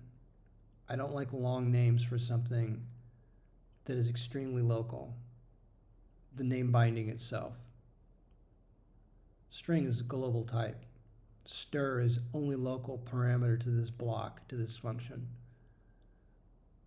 So I like 4i equals 4j equals 4k equals. Unless there's some semantic information in I other than index. I think we all know I means index.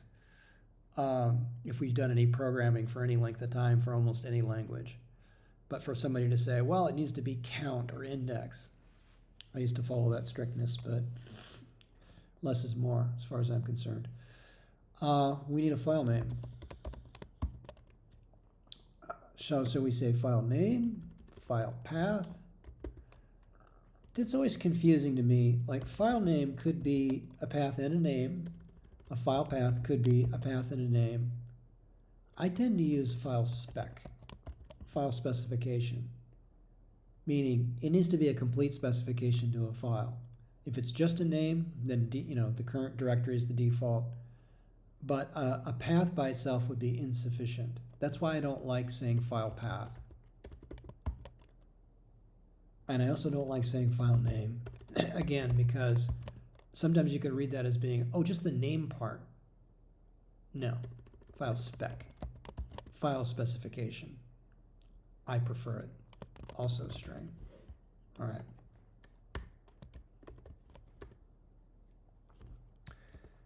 And also, I prefer languages without squirrely braces because I have to hit 3 keys on my Mac keyboard. I have to go Shift, Option, 9 because I have a Portuguese keyboard, a Portugal keyboard on my Portugal Mac. So squirrely braces are not easy. Parentheses are easy. And that's part of my bias towards Lisp and parentheses because I like using a Portuguese thing. All right, this is just going to be a stub for now. To do, implement this soon. We don't need this pure, but we will at some point probably need it. No, maybe we don't. Let's just take it out. We don't need imports. We don't need them. So I just got a stub. And honestly,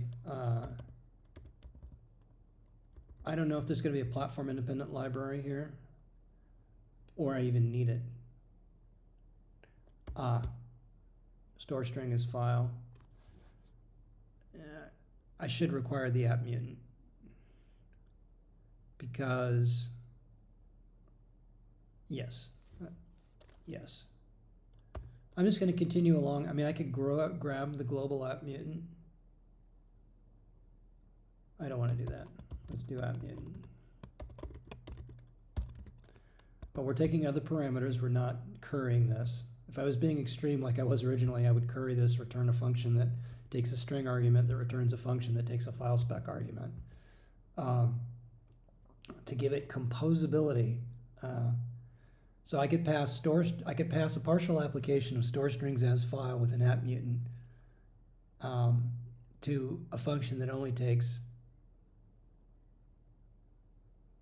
a string argument that would return a function that takes a file argument. Anyway, I don't think I'm going to partially apply these, so I got to get out of the habit of doing that. But the app mutant is needed. Why is the app mutant needed? Because you know what I'm going to do? I'm just going to reflect this. I'm going to say app mutant platform functions. I'm going to make a new platform function, store string as file, app mutant, stir file spec. Okay, this looks a little silly. Why am I doing this?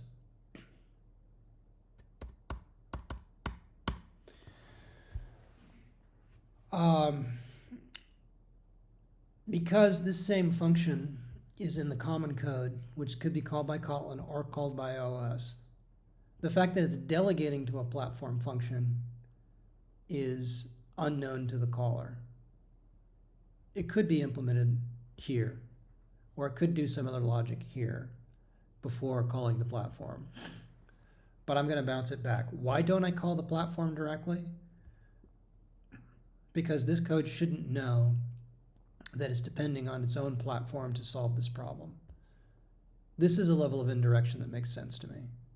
I'm calling common code, I'm calling the shared code, and I'm saying, look, do whatever you need to do to store it as a file. And the shared code is going to go, okay, I've decided the platforms are responsible for that in this case. And that's an easier way to do that. So we're going to add store, app mutant string, We're going to just duplicate this. We're going to add a new operation. Store string as file. Right? We take an app mutant, we take a string. This takes another function, but we're not doing that. We could make this asynchronous if we wanted to, but it shouldn't require a response, so we don't really care. It can log its own errors as a result of response. The default is to do nothing.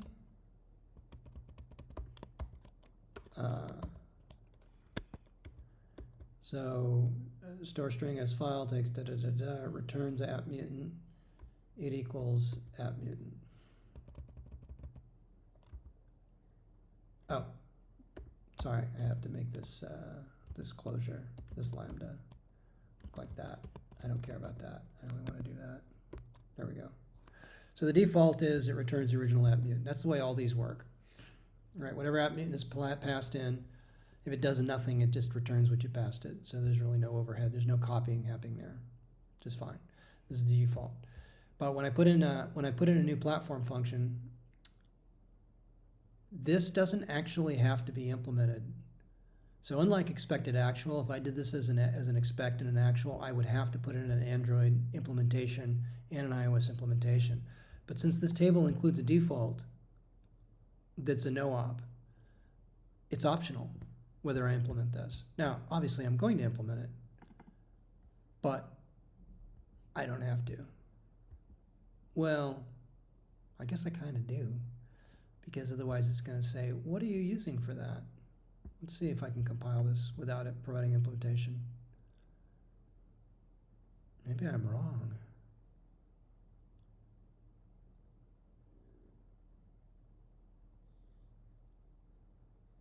No, lets me do it. Exactly what I was saying. It's already got a default. Because notice this is using parameter names to provide the initializers for this. But I should implement it on this side. Obviously, this is an important function. So I'm gonna, for now, just say implement. Again, app mutant, this was stir. Sorry, let's get the name right. This is store, string is file. There we go. String.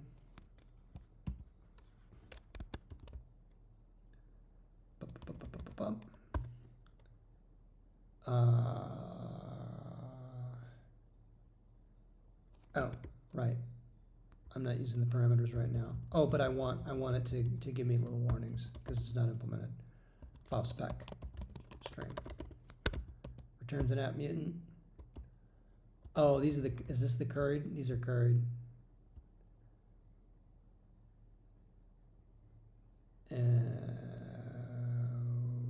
What? No, it looks like this. AM.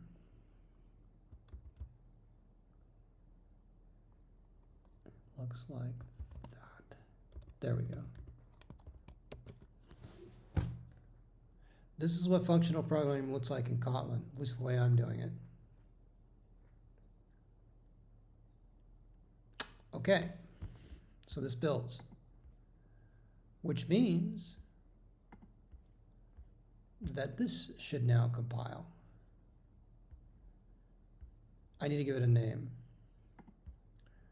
So I'll standardize this somehow, but how should I name it for now? Just give it a to-do.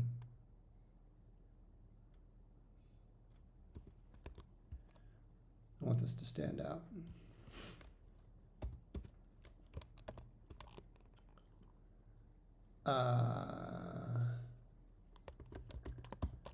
To-do name. I like dashes. Name of new line set.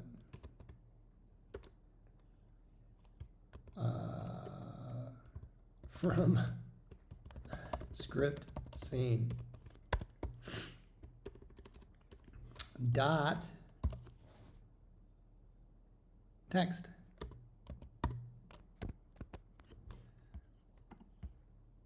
Should I call it dot dict for dictionary? NSDic? Let's just do text.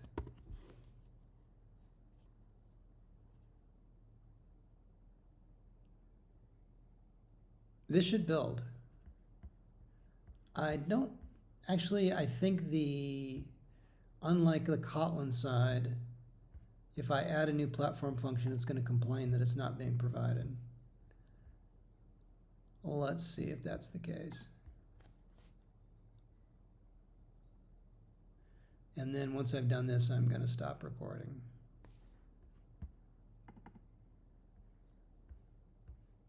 App storage KT doesn't find it. It should find it.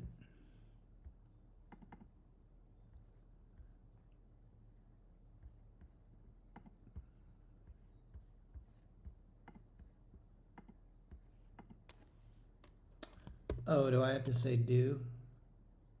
No. App storage KT. Store string as file AM. It should find this. Oh, I need an import statement. Right. Swift is an improvement over Objective-C. No question. Oh, this is Objective-C. This is Objective-C. I need the facade. It can't reach the Kotlinized stuff. This is, well, I'm already including that header. Didn't I do that? Didn't I include it in the bridging header? I might put this in the facade anyway. Why did I want to just get at the header before? Let's see. Oh, that's funny. I'm in Objective-C code and I'm acting as if I've got Swift here, which I don't. Right, so I've got to do this as Objective-C. Really, what I should do is delegate to the facade and let it do the call. That's what the facade is there for. This is a shared facade. I need to rename this to Rasha facade. But yeah, this is where we facade out. This is how we avoided going through that header. I think this is a better way to do it.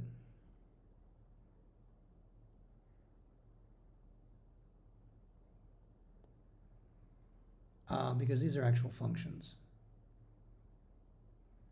And we're saying shared, shared, shared. I want to rename this. So we'll probably do that in a bit. Shared.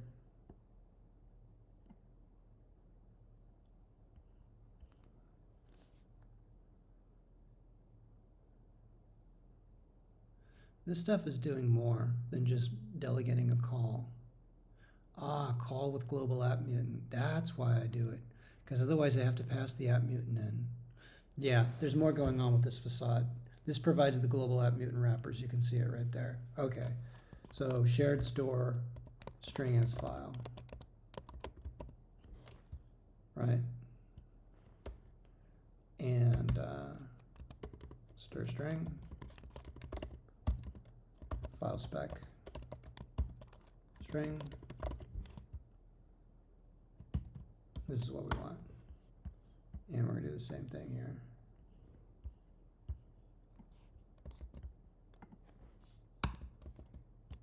Static function, store string as file. How do I declare arguments in it? Well, this is still pretty much Swift. It'll convert it to Objective. It'll make it callable to Objective-C for me. File spec string. I don't like this so much on such a long line. Yeah. Let's do that. Oh. No, there's no bool.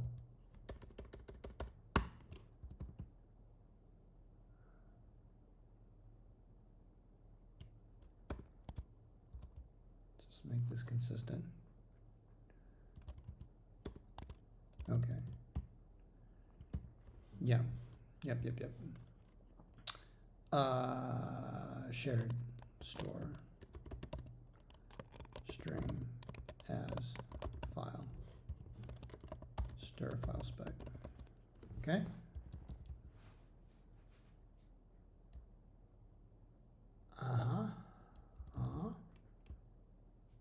Yeah. And let's see where we've called this from Objective-C. So I can just look what the syntax is and save myself a little bit of effort. Find text in workspace. I've called it from here.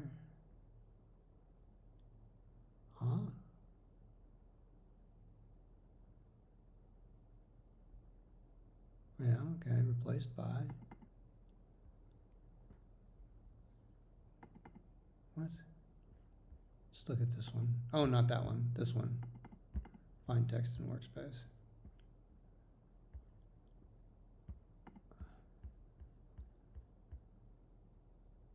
This is what I want. There we go. If shared facade.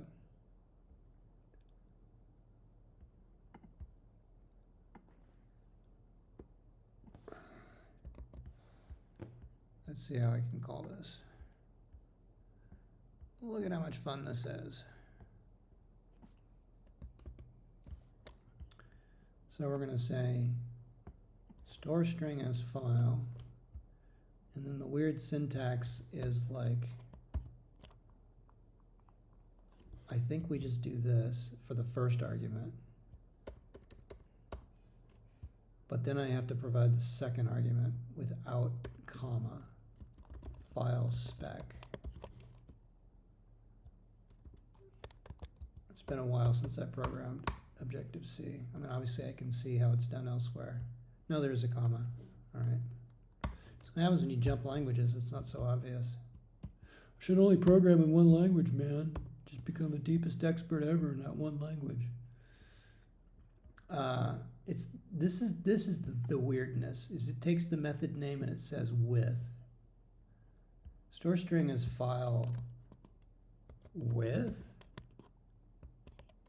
stir.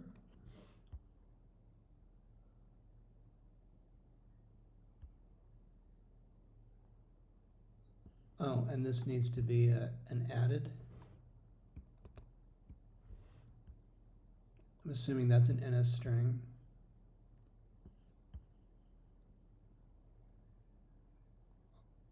And let's move this down.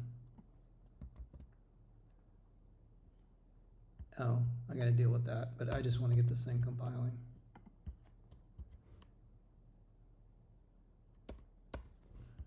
I'm going to put F false here.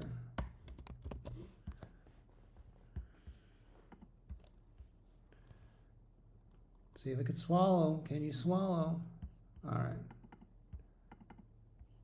Yeah, we need to fix this. We're going to comment it out for now. Wow, it's just one long line, isn't it? Rewrite this for now.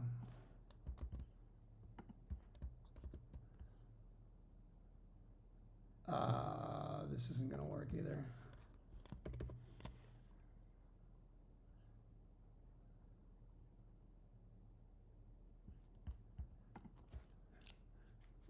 Running a lot of things in place. Okay, undetermined conditional condition, filter array count.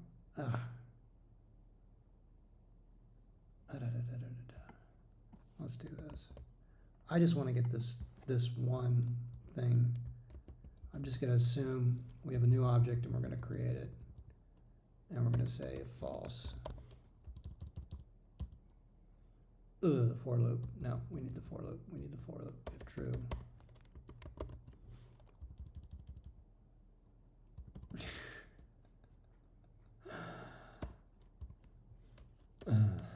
What's this? If true, if false.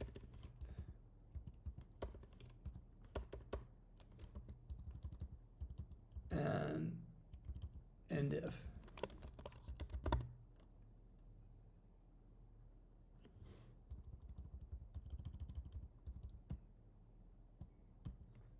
We're okay with this code.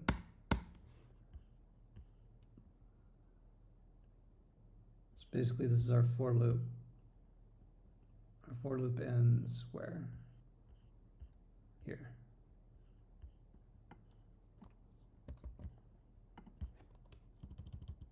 Might be easier if I used block comments, but I like to be able to actually see the syntax coloring.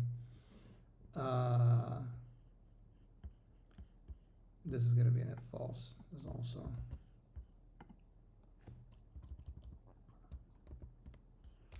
And let's go ahead and copy this down. Rewrite this now. If false, rewrite this now. If false, rewrite this now. We're moving this in to here.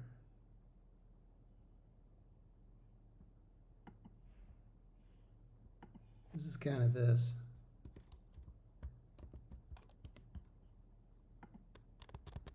There we go.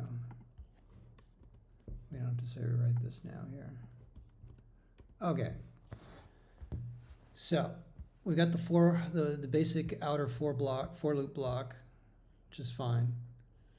We're disabling the filter because we got to figure out this date comparison and compare it against the existing files, which we haven't created any yet.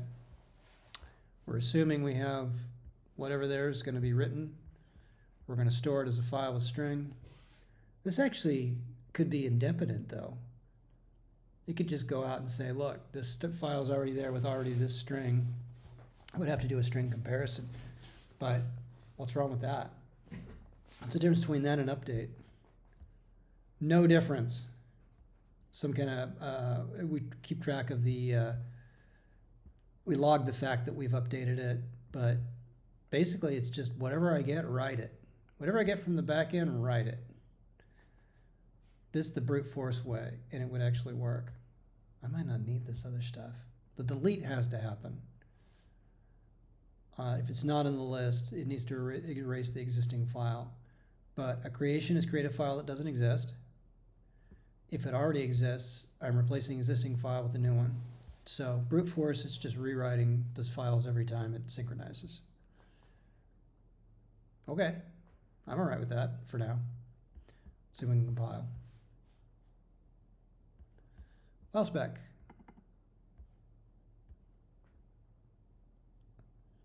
Okay, I didn't like the way I was making the call with the parameter name. So with stir is okay. Where's the line set? What was it saying? Undeclared identifier line set?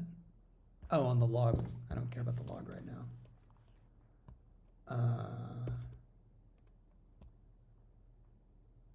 Yeah, obviously we're going to interrogate the contents of the line set to get some of this information, but for now this is fine. Is it not file spec in the shared facade? Shared facade, store string as file, stir, with stir. Is it with file spec?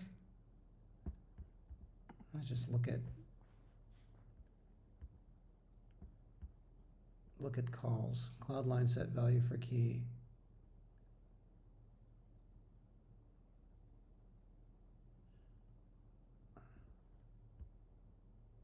No. Self parsed lines. Line set. Why am I not seeing this?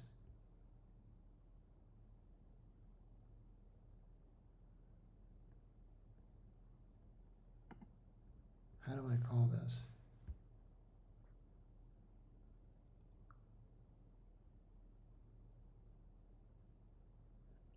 Predicate with format, comma.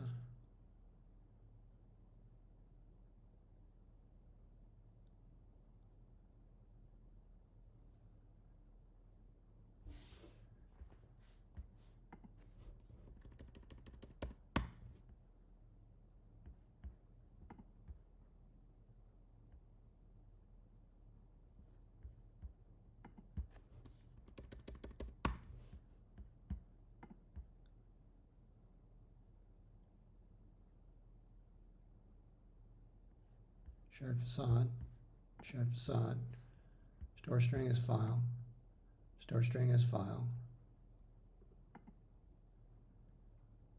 What am I missing?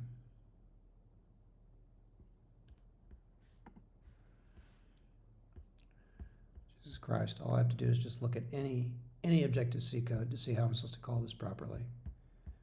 I don't know, I pick anything.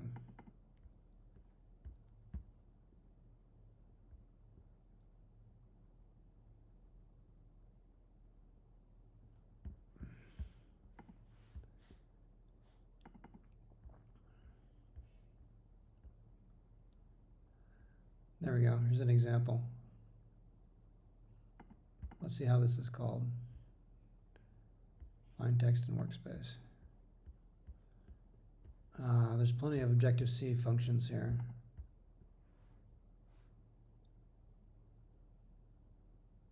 Find text in workspace. There we go. Auth dig from. Parameters. Auth dig from.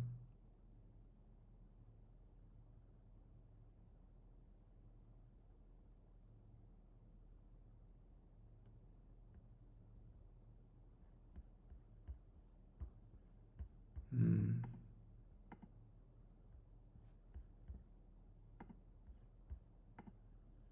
don't know why I have that in there. I don't know why I have root view controller in there. this in here? I don't know why I have this in here. Why do I have all these things open? Line set JSON, don't care. Why reverse lap deck? Why do I have this? I don't care right now. Auth deck from. When I call it, I say from. Right? Isn't that what happened?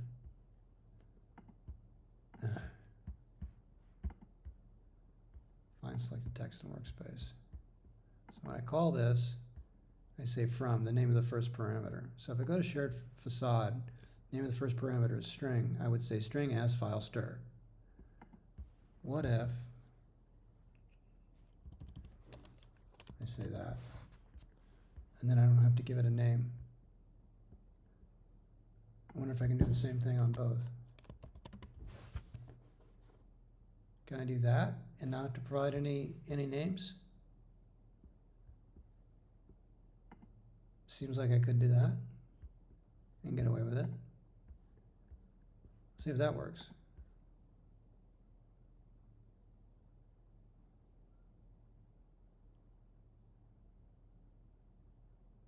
Why doesn't it like that?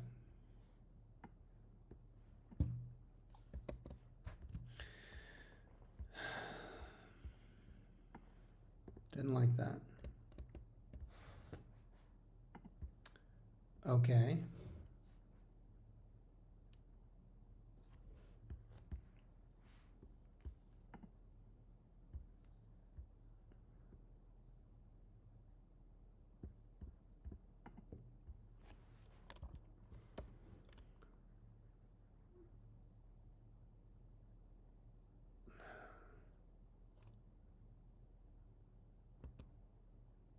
S.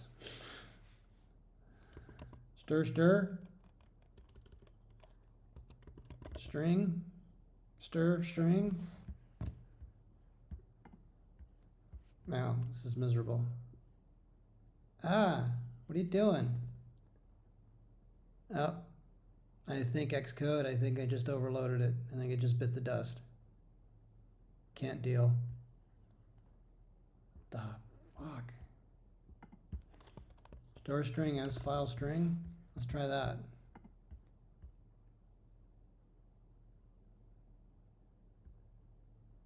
What? Let's see where this is used. I bet there's an include that needs to happen.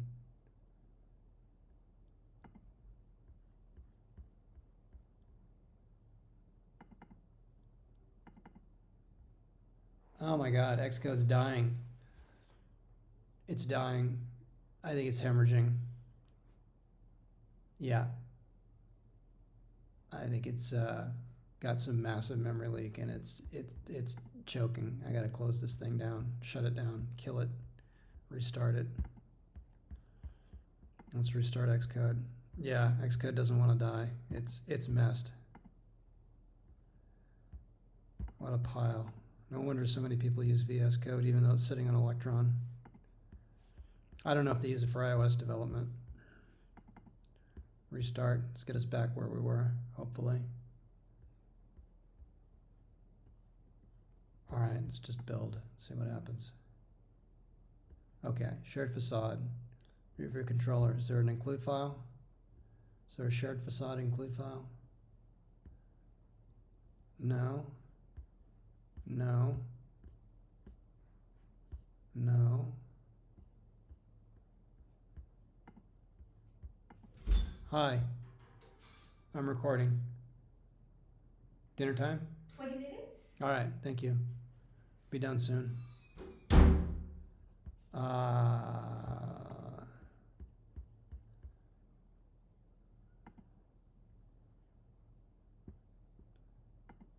So we got this guy. Let's see if we can just call this. Let's just see what's going on compile-wise. This is a waste of time. It's not a waste of time, but this is a time killer.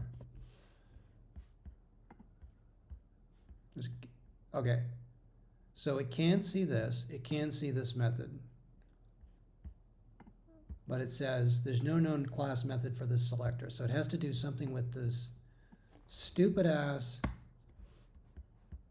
name mangling that goes on here. And that is the appropriate word, name mangling. That comes from old C++ compilers, which is how does C++ class method definitions get converted into C procedure names, function names. So store string is file. If this thing doesn't have any parameters, it's easy to call. But now it's got parameters. So what the hell? So if we look at this, this is a call into network manager with this one that's got a parameter. We jump to definition. Of course it doesn't know where it is. Of course I don't know.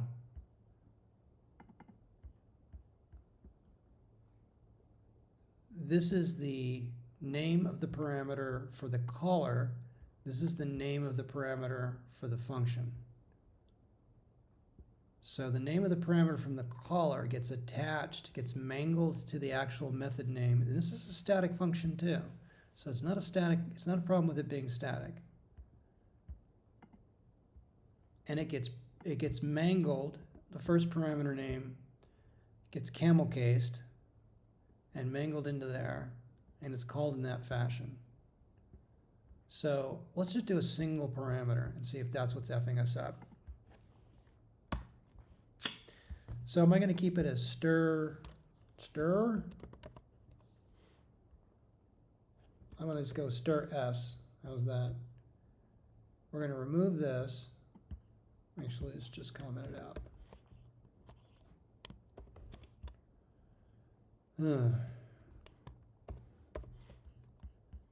And obviously this isn't going to fly. Well, I can just put make this s, and I'll just make this an empty string for now. I'm just trying to get this to compile. Static types, so productive. Starting a campaign and make a case against static typing. Maybe I shouldn't do that. So there we go. Look at that. Okay, because the name is now store string as file stir. So this is the caller's parameter name, mangled in. It can't find it. So this can't find this method. Is it because of, again, it's a one parameter for now. I think it's the second parameter that's effing it up. Look at how smart this compiler is. No known class. Well, what is there?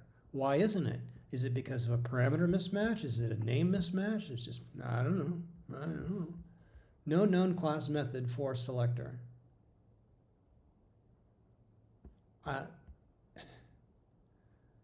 You know what I think this is? I think this is cache invalidation problem again. Let's rebuild from scratch, clean the folder, and rebuild from scratch. It's like it's not compiling this before it's compiling the other thing. It's almost like it's doing Objective-C before and it can't find it. Because that should work.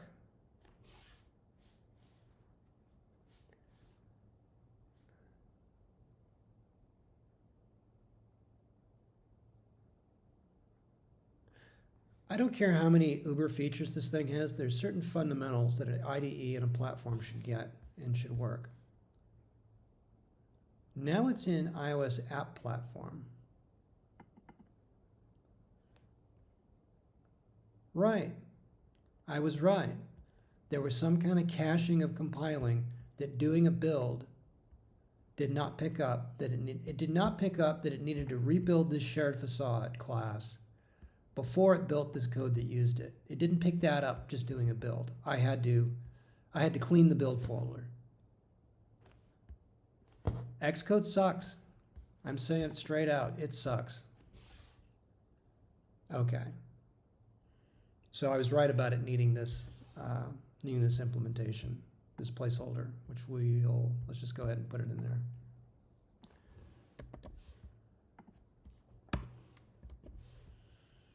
That's annoying. I'd sitting there chasing a problem for many minutes, and it's because cache didn't, the build cache didn't get invalidated properly. Yeah, store string as file. We take an app mutant, we take its name as a string. We don't have a what is it, CO for continuation? We don't have continuation. We have a file spec string, and we need to do something to implement this. Dispatch on main queue, not doing any of that.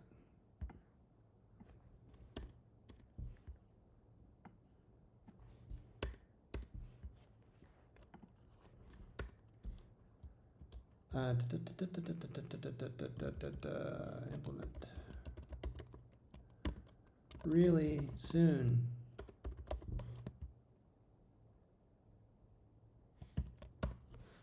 For now, we're just going to return the app mutant. We're at no op. All right. Should build all the way through. What did I mess up? Something in here.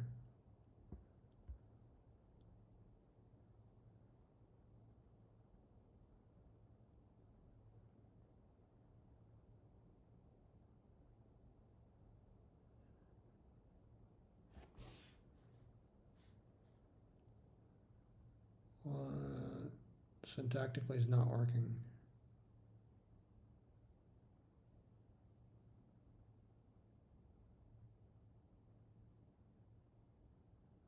App mutant, name string, file string, returns app mutant in. What's the problem? What am I missing here?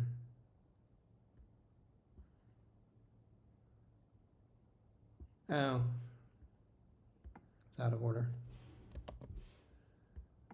Oh, it's compiler. Must precede argument. It's telling me must precede argument. It's by saying argument is what threw me off. Or I'm just tired. All right, alphabetical.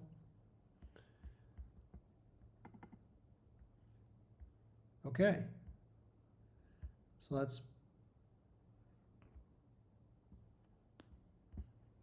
shard store string as file. Oh.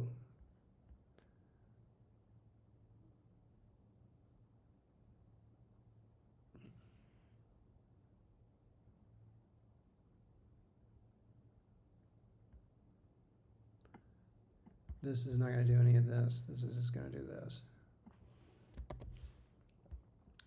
This is the guy that actually calls the Kotlin side. Call with global app mutant. Oh. This is where partial application would actually help. Because I have to have a function that takes only an app mutant for this to work. This is composability. This is exactly why currying is a good thing. Yep. I get it.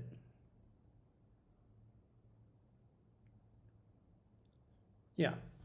I just make this a closure that encloses a partial application.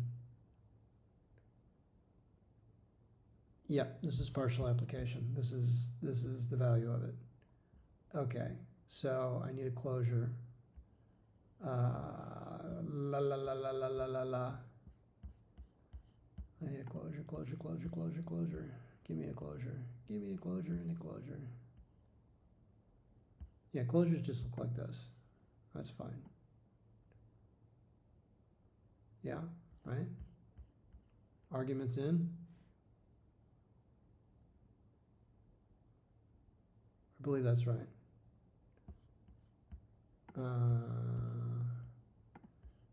So F, this is functions as first class citizens. We're going to take app mutant in.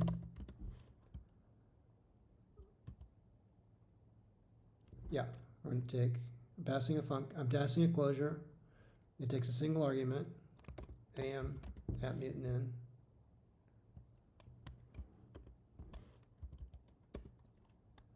And I am going to call app storage kt dot store string as file am stir file spec. Bingo. It's kind of, does it look better on a separate line?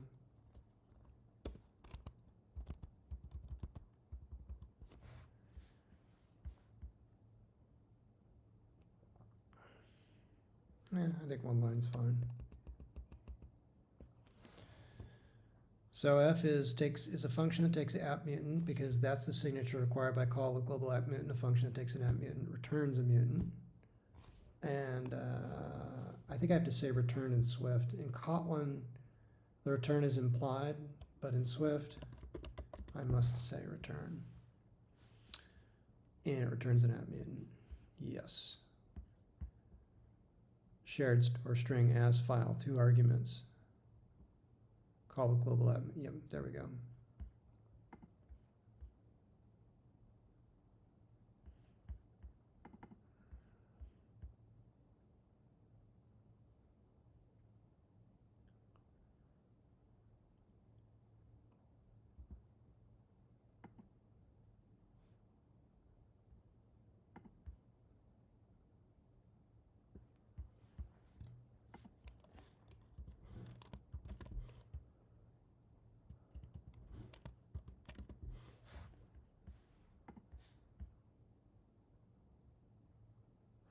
I like string and file as being implied.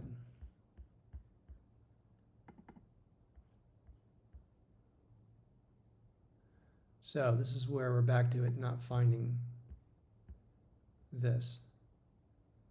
So we're back to the same problem. So maybe it wasn't a cache invalidation. It was some kind of cache invalidation. Store string as file stir. This gets mangled over. And when I call it, store string as file stir, it just says it doesn't exist, even though Rs network manager looks the same. Static function auth dict from parameters. Shared facade. Static func.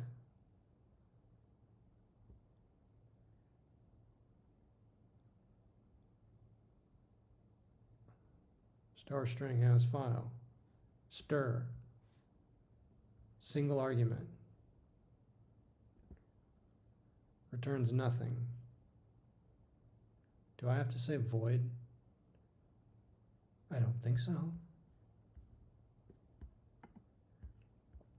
This returns parameters. This returns a string. And net returns nothing. And it is a special case.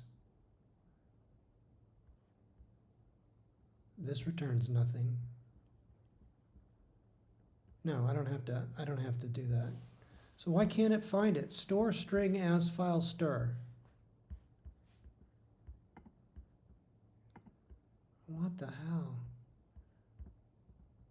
Store string as file stir. Let's try just getting rid of this argument again. Maybe I'll just call it stir and see what happens. But that's not what this looks like. This actually has 2 different names. Where is it? Auth dict from, right? Jump to definition. Oh, come on. There, auth dict from. See? It's got 2 names. From, the caller's name, and the internal parameter name.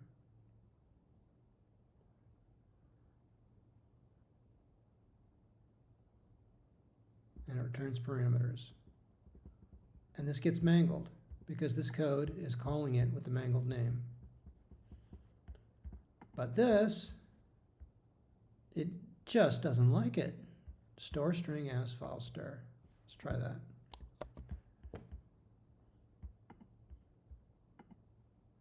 Do I have to go to Chat GPT and have it solve my problem for me? Jesus Christ. Store string as file stir. Uh-huh. Maybe this isn't a string. I don't know.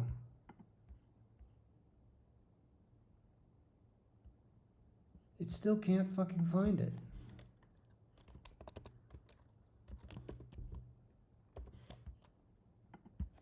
Jesus Christ.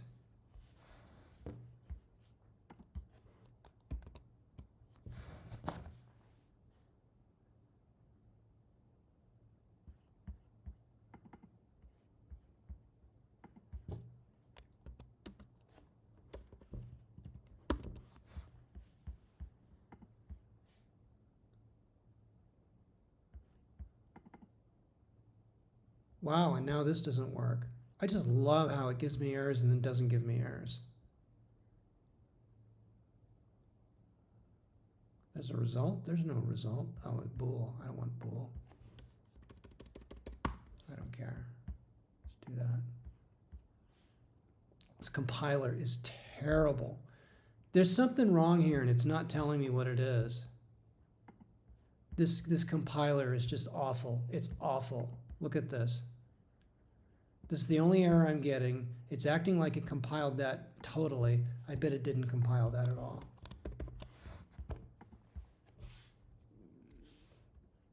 Expression where? Here? Oh my God, please stop.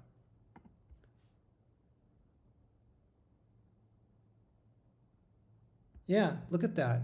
Look at that. It chokes on that, and then it won't give me these other errors. And it's probably choking on that because it can't compile this. So it can't get a complete definition of this. I have no idea. All right, cannot find AM in scope. What?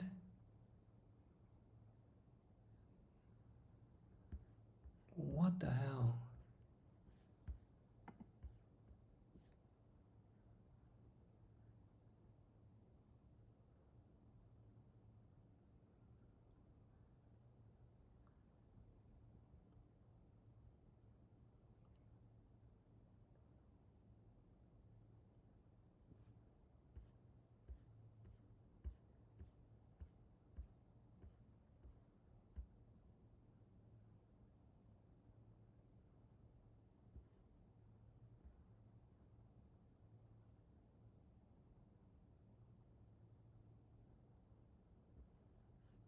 I'm blanking out. What the hell's going on here?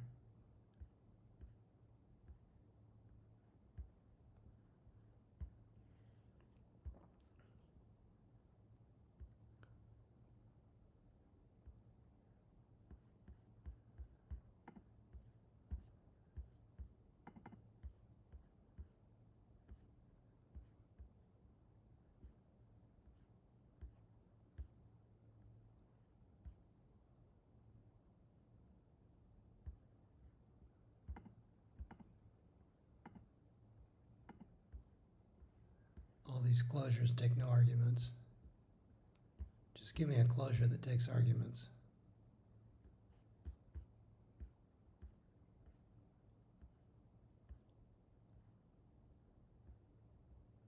There we go.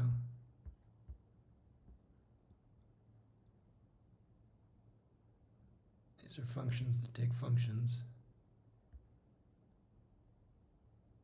I don't get it.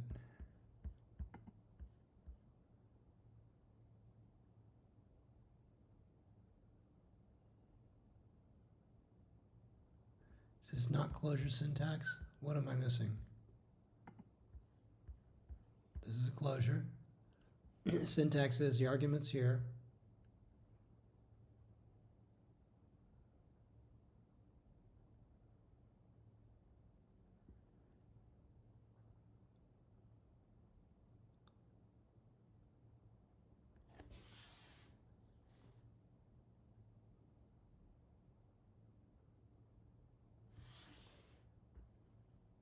Here's just a simple closure. Argument with no name.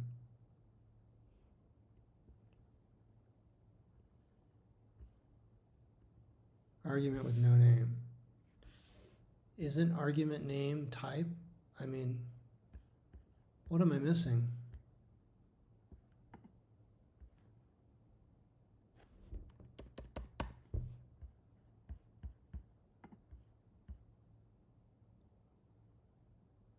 Right.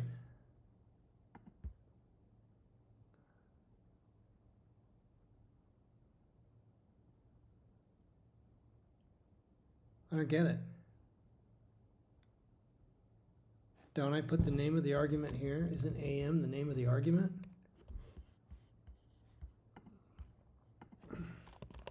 Show me Swift literal closure syntax with a single argument, named argument,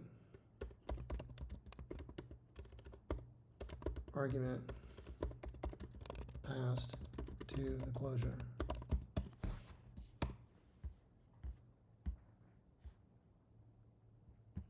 Show me the syntax of the call.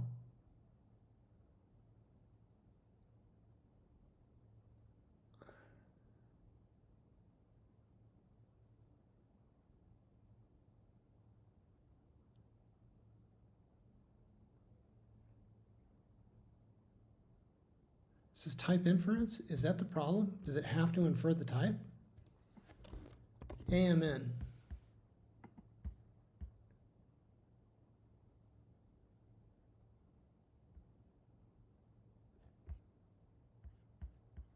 App storage. Compile. Let's compile this for iOS.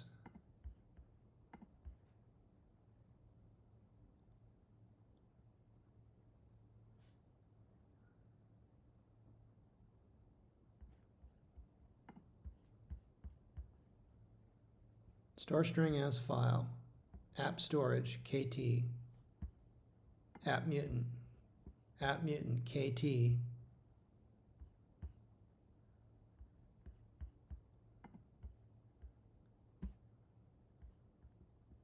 app mutant, KT, app storage, KT. Cannot find it. Oh. Class import. Okay, fair enough. I just assumed I had a full import of all of Rasha, but I don't. Okay, this will build. Fine. Look at that. Type void. Yeah. Sorry.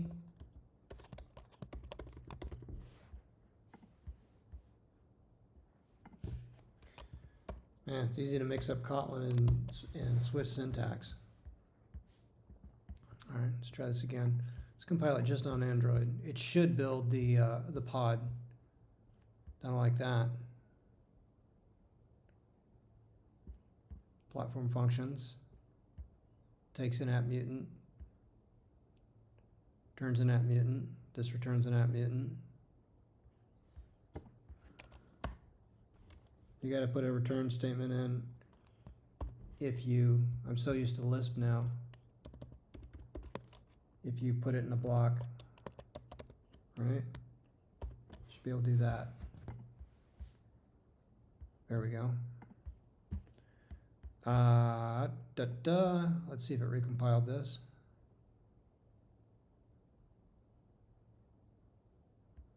Argument labels, not a fan. Stir file spec, AM.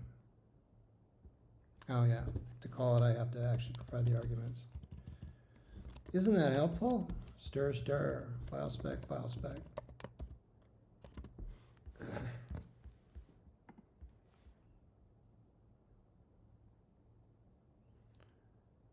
Okay.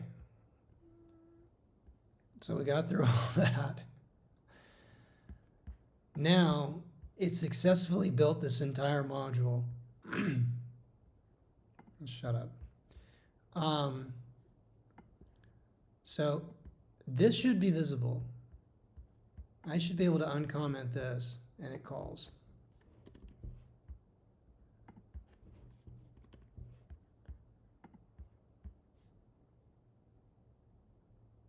I don't get it. This works.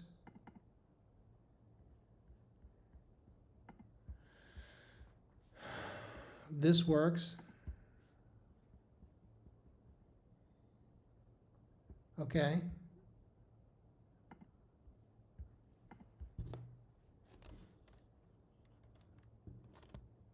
You want to be that much of a pain in the ass? Let's give you no parameters. And then tell me you can't be found. I'm giving you no parameters, tell me you can't be found.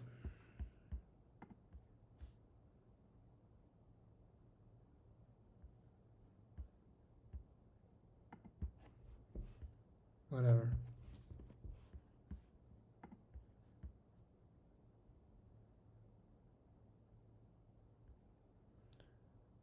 I don't get it. This function is there. This function is not.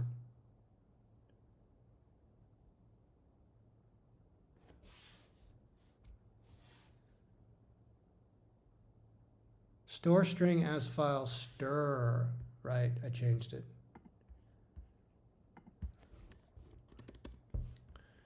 There's absolutely no argument here.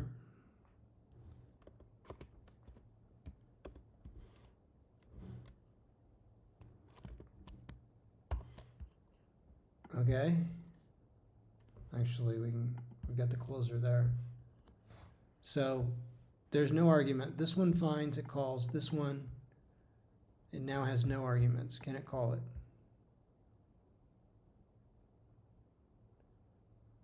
Yes. Okay, so the problem is the argument. So if I look at this, I've got a name, two names, parameters, argument. When I call it, it simply mangles the first argument name into the name. And that works. Why does it not work here? Why, when I do this, does it fucking choke? What's the difference? Now it's going to say it can't find store string as file, right? Yes. So in theory, this str, just like here, from gets mangled into the name such that it calls it with the name. I'm doing identical. It's identical. str. Now I'm not going to add the parameter. I just want to see if it gives me the same error. I don't get it. Let's put the parameter in. I don't get it. I don't understand.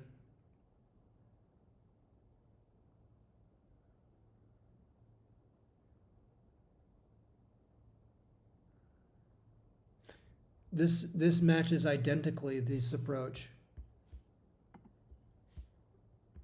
Here we have a Swift class, Objective-C static function, name of the method, static method, name of the parameter to the client, name of the parameter internally. Here's the parameters. I call it from Objective-C, put it in that stupid syntax, mangle the name of the first parameter into the method, pass the parameters, finds it no problem. I do the same thing here. Store static function, Objective-C class. Is it Objective? Is this what's throwing it off? No, because this is an Objective-C class. Objective-C class. Objective-C class. Objective-C static function. Store string as file. Stir s string.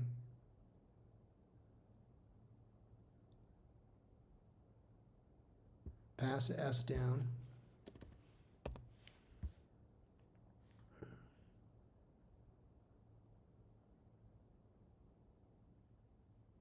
What am I missing? What am I not seeing here? says return type. Does that make a difference? Why would that make any difference?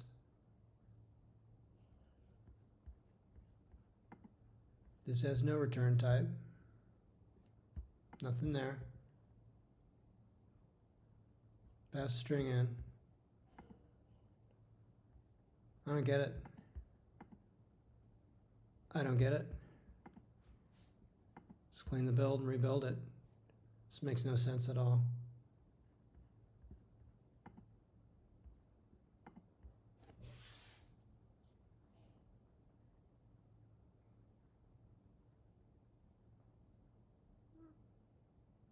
I mean, am I crazy? Is this a compiler bug? What the fuck?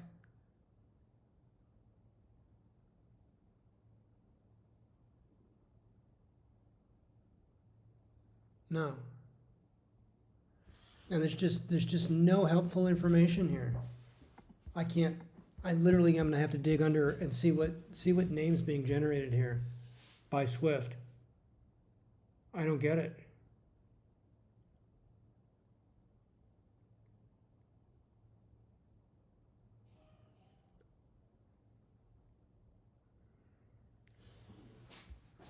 Let's ask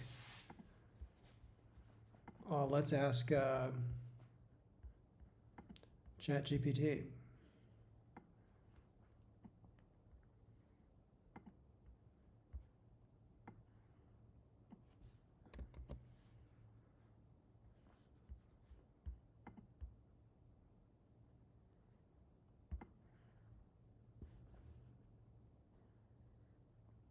I'm gonna ask ChatGPT and see what it says. If it's smarter than me, it's gonna get big kudos from me. How do I call the following Swift class static member function from Objective C?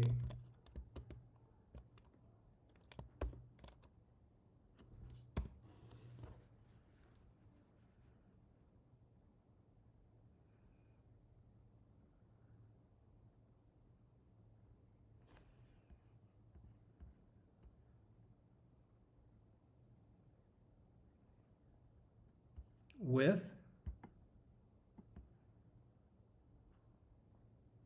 Oh my God.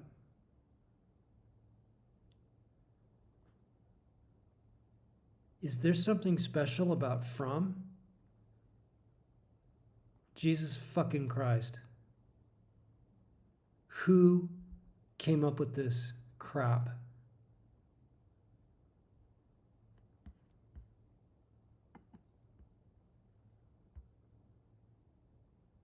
You got to be kidding me.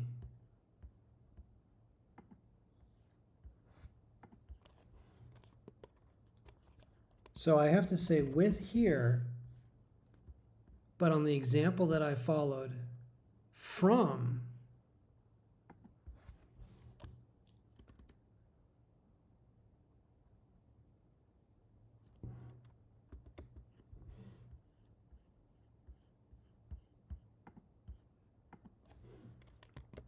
why is the with required, but if I name the parameter from instead of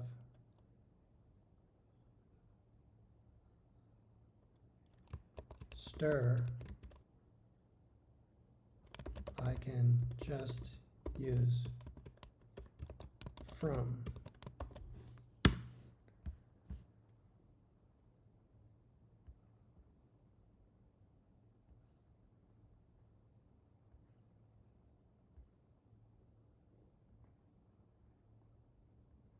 This is a way to create more descriptive fuck you.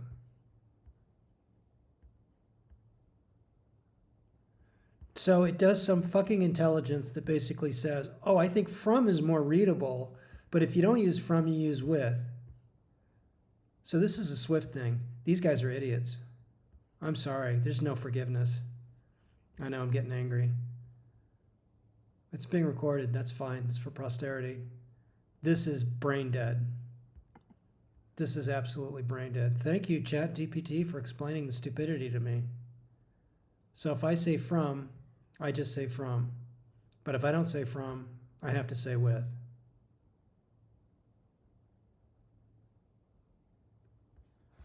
Unbelievable. Wow. Wow. Wow, wow, wow. Amazing. Amazingly stupid.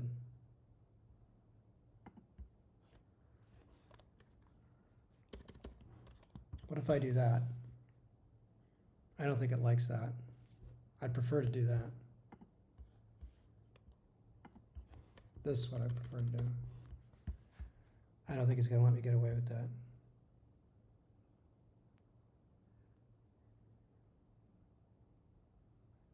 It will let me get away with that. Okay, good. From now on, underscore, no leading name.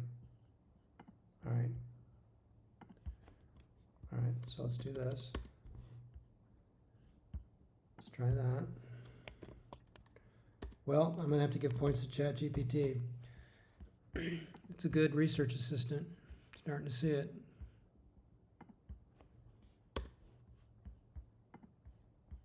I mean, I could have found that out digging on my own, but it researched it and summarized it for me. That's helpful. Okay. Now, let's see what we can do about this second parameter. Pretty sure I have to prefix it.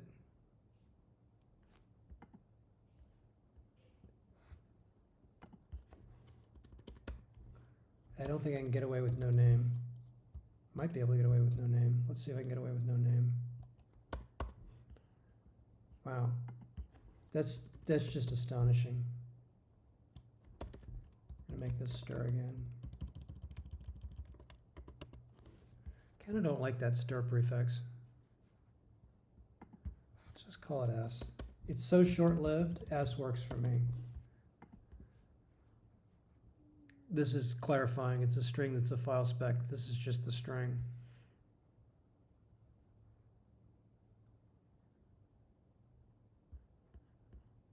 I mean, I could say store string data as file. What's the difference between string and string data? Yeah, let's just go with that. See what happens. Okay, didn't like that. Let's try file spec.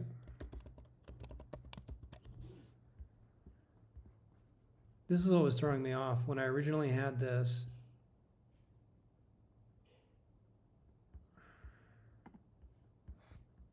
let's just say file spec, file spec. Yeah. Do you want to come soon? Yeah. How soon? Just let me wrap up what I'm doing. Thank you. Extraneous duplicate parameter. So if I use the same name, I don't have to enter it twice, but I have a feeling this isn't going to work. No.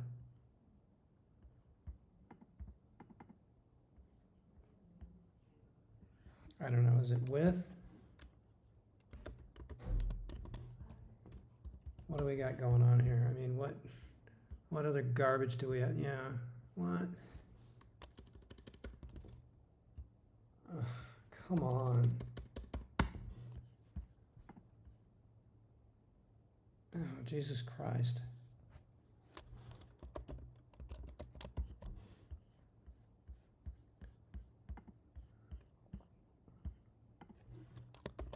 If I add a second parameter named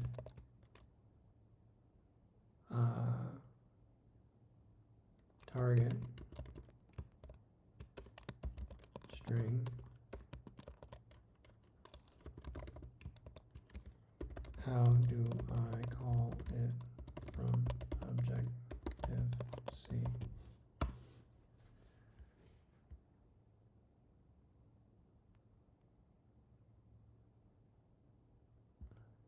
That didn't work. I have to give it two separate names. Oh, you know what? I think it's the comma. Let's try that. There it is. Bingo. Store string as file.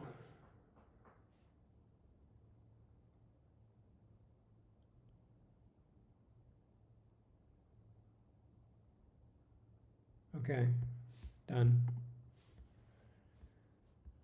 Okay, I wish myself the best of luck. I wish you all the best of luck.